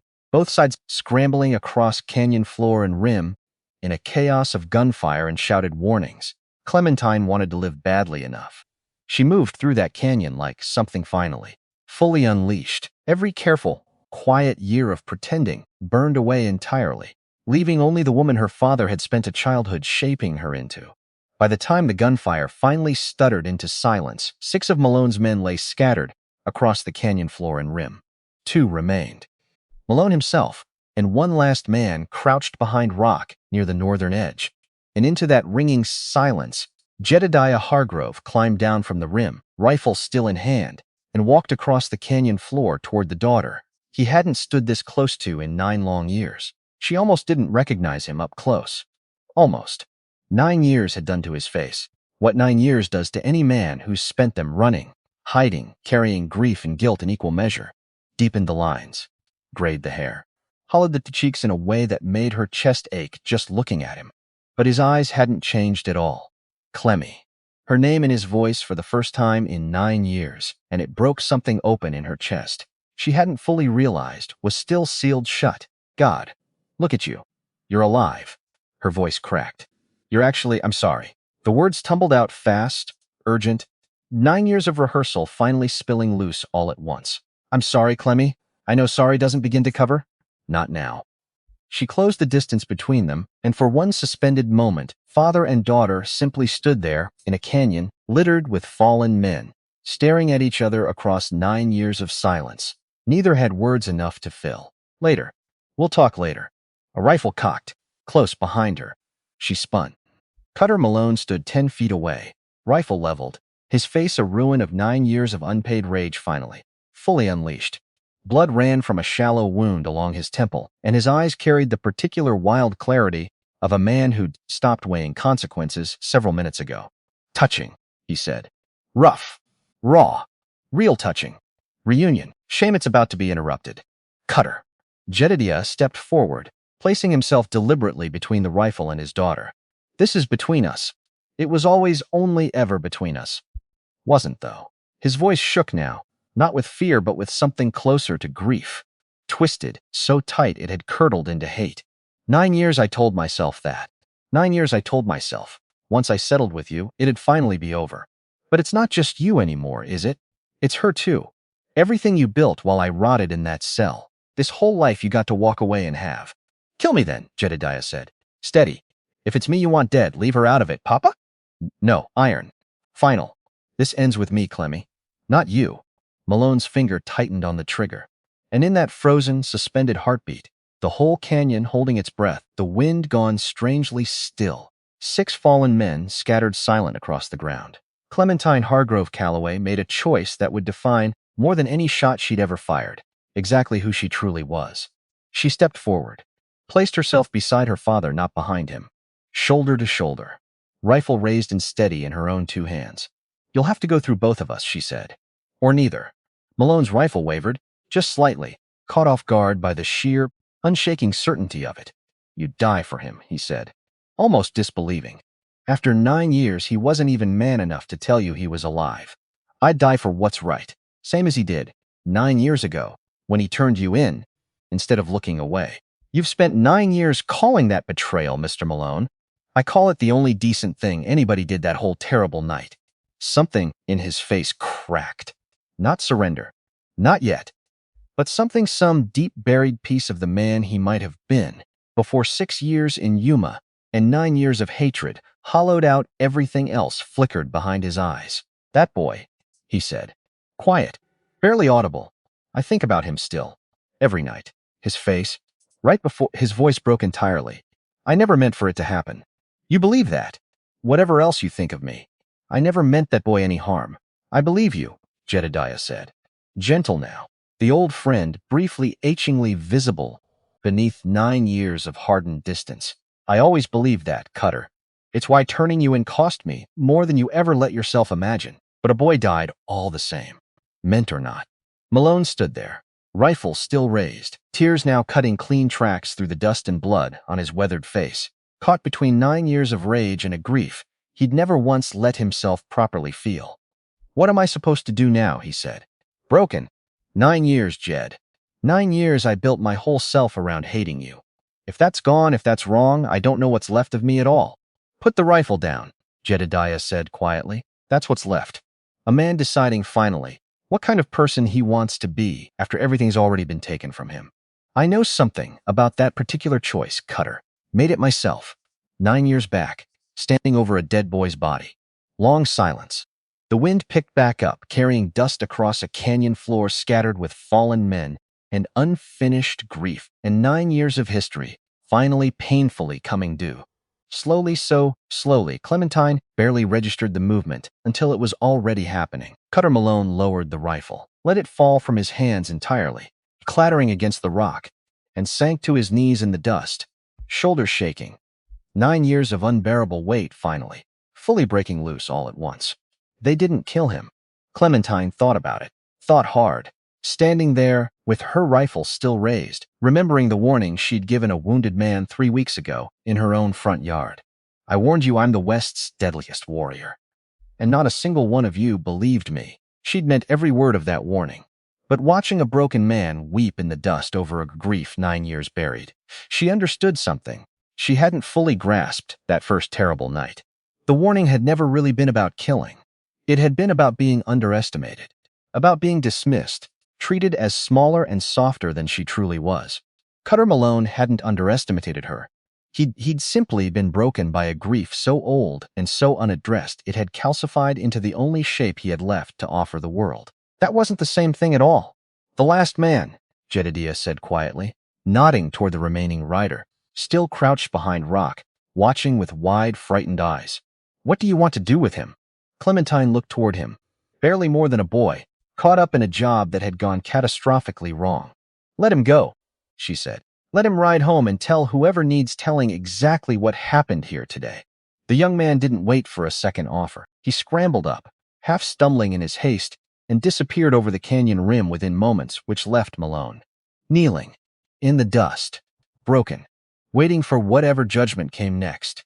"You're going to face a judge," Clementine said, "for what happened here today, and for whatever else you've done since Vane hired you. That much I can't change, and I won't pretend I want to." Malone nodded, slow, resigned. "But you're not dying in this canyon. Not today. Not by my hand, or my father's. Whatever debt you're carrying, Mr. Malone, I think you've been paying it every single day for 9 years already, whether you let yourself see it or not." Something in his ruined face shifted. Not relief exactly. Recognition. The particular painful recognition of a man finally being seen clearly by someone with every right to look away. "Why?" he said. Rough. "Why show me mercy? After everything?" Clementine looked at him a long moment, then slowly lowered her rifle. "Because my father taught me that everybody's got enemies," she said. "But he also taught me, without ever quite saying it out loud, that the measure of a person isn't how they treat their enemies when they're winning. It's how they treat them once they've already lost. They rode Malone back towards Cedar Hollow, bound but alive, and Clementine spent most of that long, cold ride in silence beside her father. 9 years of separation stretched between them still, even now, even after everything. I don't know how to start, Jedediah said finally, breaking the quiet somewhere along the trail. 9 years of things I should have said to you. I don't rightly know where a man begins. Start with why, Clementine said. Why you let me believe you were dead. He was quiet a long while. Fear, he said eventually. Same fear that's driven near every wrong choice I ever made. I told myself I was protecting you, giving you distance from a life I'd built out of violence and old debt. But the truth is, I was protecting myself too, from having to watch you look at me and see everything I'd done to earn men like Malone's hatred. I would have loved you anyway, Clementine said. Quiet. Fierce. I did love you anyway. Every single day of those 9 years, even believing you were dead. You didn't need to hide from that, Papa. You only needed to trust it. His weathered face crumpled, just for a moment. 9 years of careful distance finally, fully cracking open. I know that now, he said. Watching you in that canyon today the way you stood beside me, not behind me, rifle raised, same as mine. I understood something I should have trusted a long while back. You never needed my protection, Clemmy. Not really. You needed my presence. And I'm sorrier than I've got words for that I waited 9 years in a canyon full of gunfire to finally understand the difference. She reached across the space between their horses and took her father's weathered hand in hers, the way she hadn't done since she was 17, standing at what she'd believed was his grave. You're here now, she said. That's what matters. Late's still better than never, Papa. Even 9 years late. He held her hand tight the rest of the ride home. They reached Cedar Hollow by late afternoon, the whole procession drawing every eye on the main street. Cutter Malone bound and battered, 3 of his surviving men in similar condition. And, at the center of it all, a woman the whole valley had already learned to fear, and a man half of them had believed dead for 9 long years. Sheriff Pruitt stepped out of his office as they approached, color draining entirely from his face. Mrs. Calloway. His voice shook. What, in God's name? Sheriff Pruitt. She dismounted slow, deliberate, holding his frightened gaze the whole while. I believe it's time you finally did the job that badge is supposed to mean. I don't. Bertram Vane hired Cutter Malone to terrorize my homestead, she said, loud enough for half the gathering street to hear plain. The same Bertram Vane who paid you $200 4 days before my husband died. I've got the ledger to prove it, Sheriff, and I've got a territorial judge who's about to see every page of it. The street had gone utterly silent. I didn't order anybody killed, he said. Weak. Desperate. You only helped bury the truth, Clementine said, which makes you exactly as guilty as the man who pulled the trigger. Maybe more so, since you swore an oath to protect this valley and chose instead to sell it. His shoulders sagged, and something in his face, the last remnant of whatever careful composure he'd maintained through 2 years of quiet corruption finally, fully broke. What do you want from me? He said, barely audible. I want you to do one honest thing, Clementine said. Send for the territorial marshal. Today. Let the law you swore to uphold finally, actually, do its job. For a long moment, he simply stood there, caught between 2 years of complicity and one last narrow chance to choose differently. Then, slowly, he nodded. I'll send for him. Today, it wasn't redemption. It wasn't nearly enough to undo 2 years of quiet betrayal. But it was exactly the kind of small, insufficient honesty a broken man could still manage, even this late, even after everything. The marshal arrived 4 days later, along with a territorial judge summoned specially from Cheyenne once the scope of the matter became clear. Bertram Vane didn't go quietly. He tried. First, the same smooth denials he'd offered in his hotel office. The ledger said otherwise. Mrs. Abernathy took the stand on the second day, small and upright in her Sunday dress, and told the room exactly what she'd told Clementine in the quiet of the Mercantile weeks before. The cold eyes, the back room of the saloon, the name spoken plain. Before the 2 men noticed she was still standing there. And you're certain, the prosecuting attorney asked her, that the man you overheard was this defendant? Mr. Vane, young man, Mrs. Abernathy said, drawing herself up an inch straighter. I have sold thread and buttons in this town for 31 years. I know a face when I've measured a man for a coat collar, and I measured that one myself not 2 months prior. It was him. A ripple of something close to laughter moved through the gallery, quickly hushed, and even Judge Bartram allowed the corner of his mouth the smallest concession to a smile before calling the room back to order. Silas Whitfield testified next, plain and unadorned, about the offer Vane's company had made on his family's land, and about the tone of the threats that had followed his refusal, subtler than torches and armed riders, but threats all the same, delivered through a company representative who'd made mention, more than once, of how unfortunate accidents sometimes befell stubborn men who wouldn't see reason.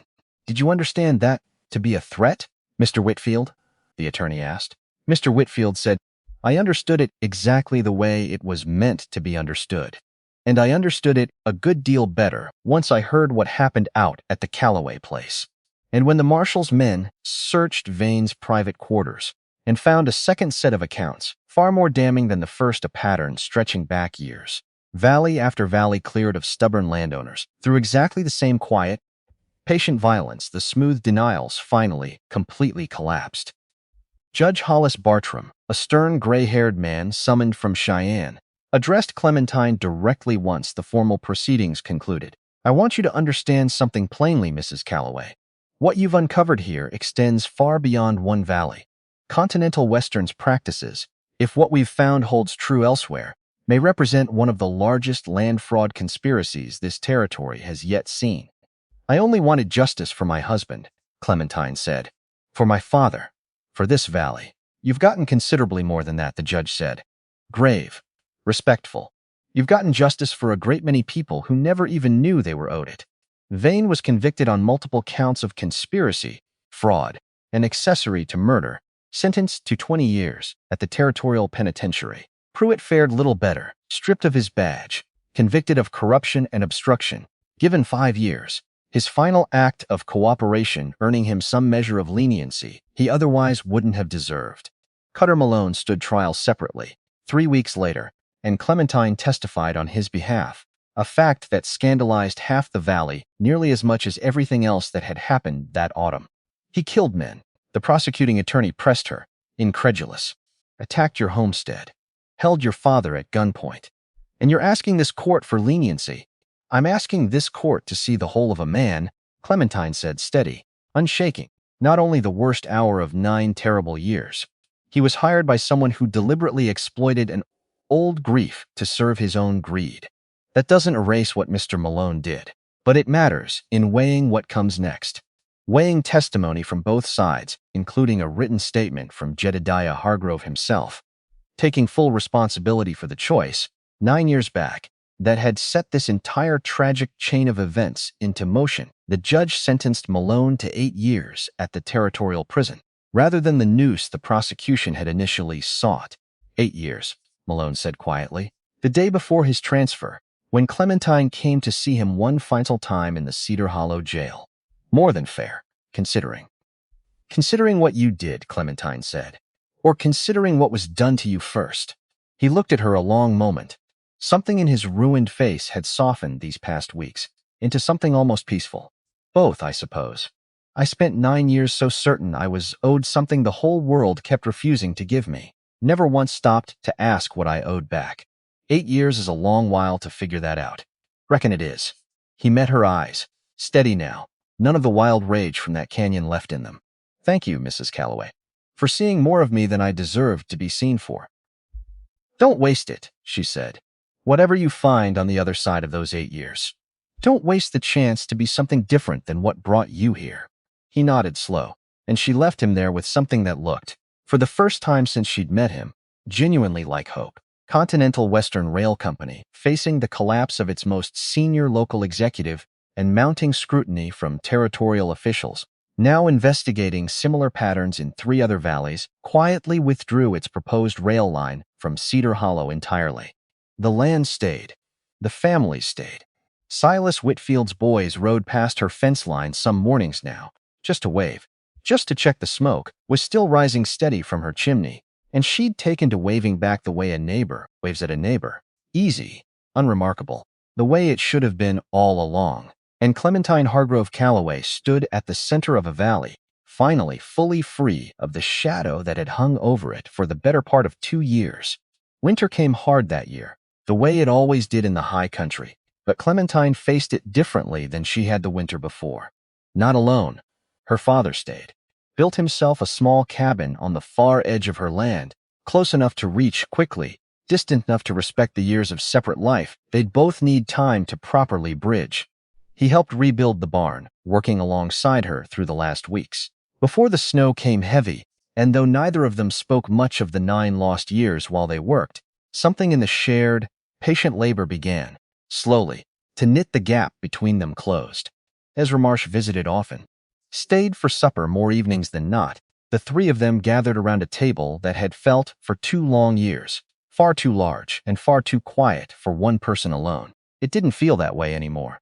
The barn rose slow, board by board, the two of them working side by side through the shortening days, and Clementine found she had to relearn her father in pieces. Not the man from the meadow, 20 years gone, patient and certain and larger than the whole world. This man, older, slower to rise in the cold mornings, careful with his left shoulder, in a way he never explained and she never asked about. One afternoon, hauling a beam into place together, he caught her watching him a beat too long. "Something on your mind, Clemmy. Just noticing you grunt like an old man lifting that." "I am an old man." A dry huff that might have been a laugh. 9 years of running does that to a person, same as 9 years of anything else. You don't look 9 years older, you look 20. Well, he set the beam, tested it with his weight. Reckon that's what fear does to a face over time. Wears it down faster than plain living would. She hammered a nail home 2 clean strikes before she trusted her voice steady enough to ask the thing she'd been circling for days. "Were you ever going to tell me?" If Malone hadn't come, if none of this had happened at all, he didn't answer right away. Set another nail. Aimed the hammer. Didn't swing it. "I'd like to tell you yes," he said finally. "I'd like to tell you I had some plan. Someday marked on a calendar somewhere, when I'd finally walk up your porch steps and say your name to your face. Truth is, I don't know, Clemmy. Fear's a coward's kind of company. It always finds one more reason to wait. I'm not proud of that, but I won't lie to you about it either. Not anymore. Figure you're owed the truth, even when it doesn't flatter me. At least you're honest about the cowardice. Only kind of honest I've got left in me most days." He drove the nail home. "Better late than never. You keep saying that, because I keep needing to hear it." He looked at her, something raw and unguarded in his weathered face. "Every single day, Clemmy. I keep needing to hear that late still counts for something." She didn't answer that, just handed him another nail, and let the work speak instead, the way it always had for men like him. The way she was starting to understand, it had always spoken for her too. By the first real snow, the barn stood whole again. Not the same barn. Sturdier in places, her father's hands having reinforced joints Nathaniel had built quick and rough in his younger years, before he'd fully learned the craft. A different barn, built by different hands, standing on the bones of the one that burned. Clementine thought there was something in that worth holding on to, though she didn't yet have words fine enough to say exactly what. One evening, deep in December, snow falling soft and steady outside the cabin windows, Clementine sat at that same kitchen table where she'd once spread out a ledger and a father's letter and tried desperately to make sense of a life, come suddenly, violently undone. Her father sat across from her now instead of a ledger. Alive, present, imperfect and late, and every single day, to close a distance 9 years in the making. "You know," Jedediah said, watching the snow fall outside, "your mother used to say something to me, back before you were born. Said a person doesn't get to choose the storms that find them, only how steady they stand once the wind picks up." "Sounds like something you'd have taught me," Clementine said. "I did teach you that," he said, a small, tired smile, finally breaking through 9 years of hardened distance. "Only took me 9 years to remember. I learned it from her first." Clementine looked at her father, older, grayer, carrying 9 years of guilt he'd likely never fully set down, and felt something quiet and hard. One take root in her chest. Peace, not the absence of grief. Nathaniel's absence still ached, some days sharper than others, a wound that would likely never fully close, not the absence of scars either. She carried those now, visible and invisible both, from an autumn that had asked more of her, than any single season rightfully should. But peace all the same, earned the hard way, the only way that lasts. Word had reached Cedar Hollow by then, of every name that mattered to it. Bertram Vane, behind bars in the Territorial Penitentiary. Amos Pruitt, stripped of his badge. And the 5 men who had ridden onto her land, that first terrible night, the wanted men. The fugitives whose names had carried bounty money in 3 counties before they ever reached her fence line. All 5 of them accounted for now, one way or another. 4 in her own front yard, the 5th by his own captain's hand. At a cold campfire south of the valley, for the crime of failing to finish what he'd started. Not one of them had lived to try again. She reached across the table and took her father's weathered hand. "I warned them," she said quietly, almost to herself. Remembering a burning yard and a wounded man riding off into the dark, carrying words that had traveled far further than she'd ever intended them to. "I told them I was the deadliest warrior in the whole West." "Were you wrong?" her father asked, something proud and aching both moving behind his eyes.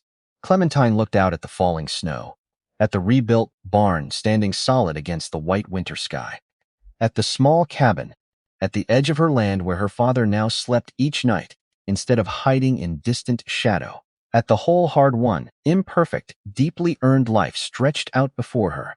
"No," she said, "I wasn't wrong at all." Outside, the snow kept falling, soft and endless, covering the whole valley in something clean and quiet and new. Come spring, folks in Cedar Hollow would tell the story differently than they told it that first frightened week. Because fear has a way of softening into something else once the danger's past and the valley's still standing. By spring, it wouldn't be the widow who wasn't a widow at all, spoken in hushed, wary tones across the mercantile counter. It would be Mrs. Calloway, plain and respectful, the way Wilkes had always said it. Except now the quiet week out at your place question would carry a different weight behind it. Not less true, just no longer the only truth worth knowing about her.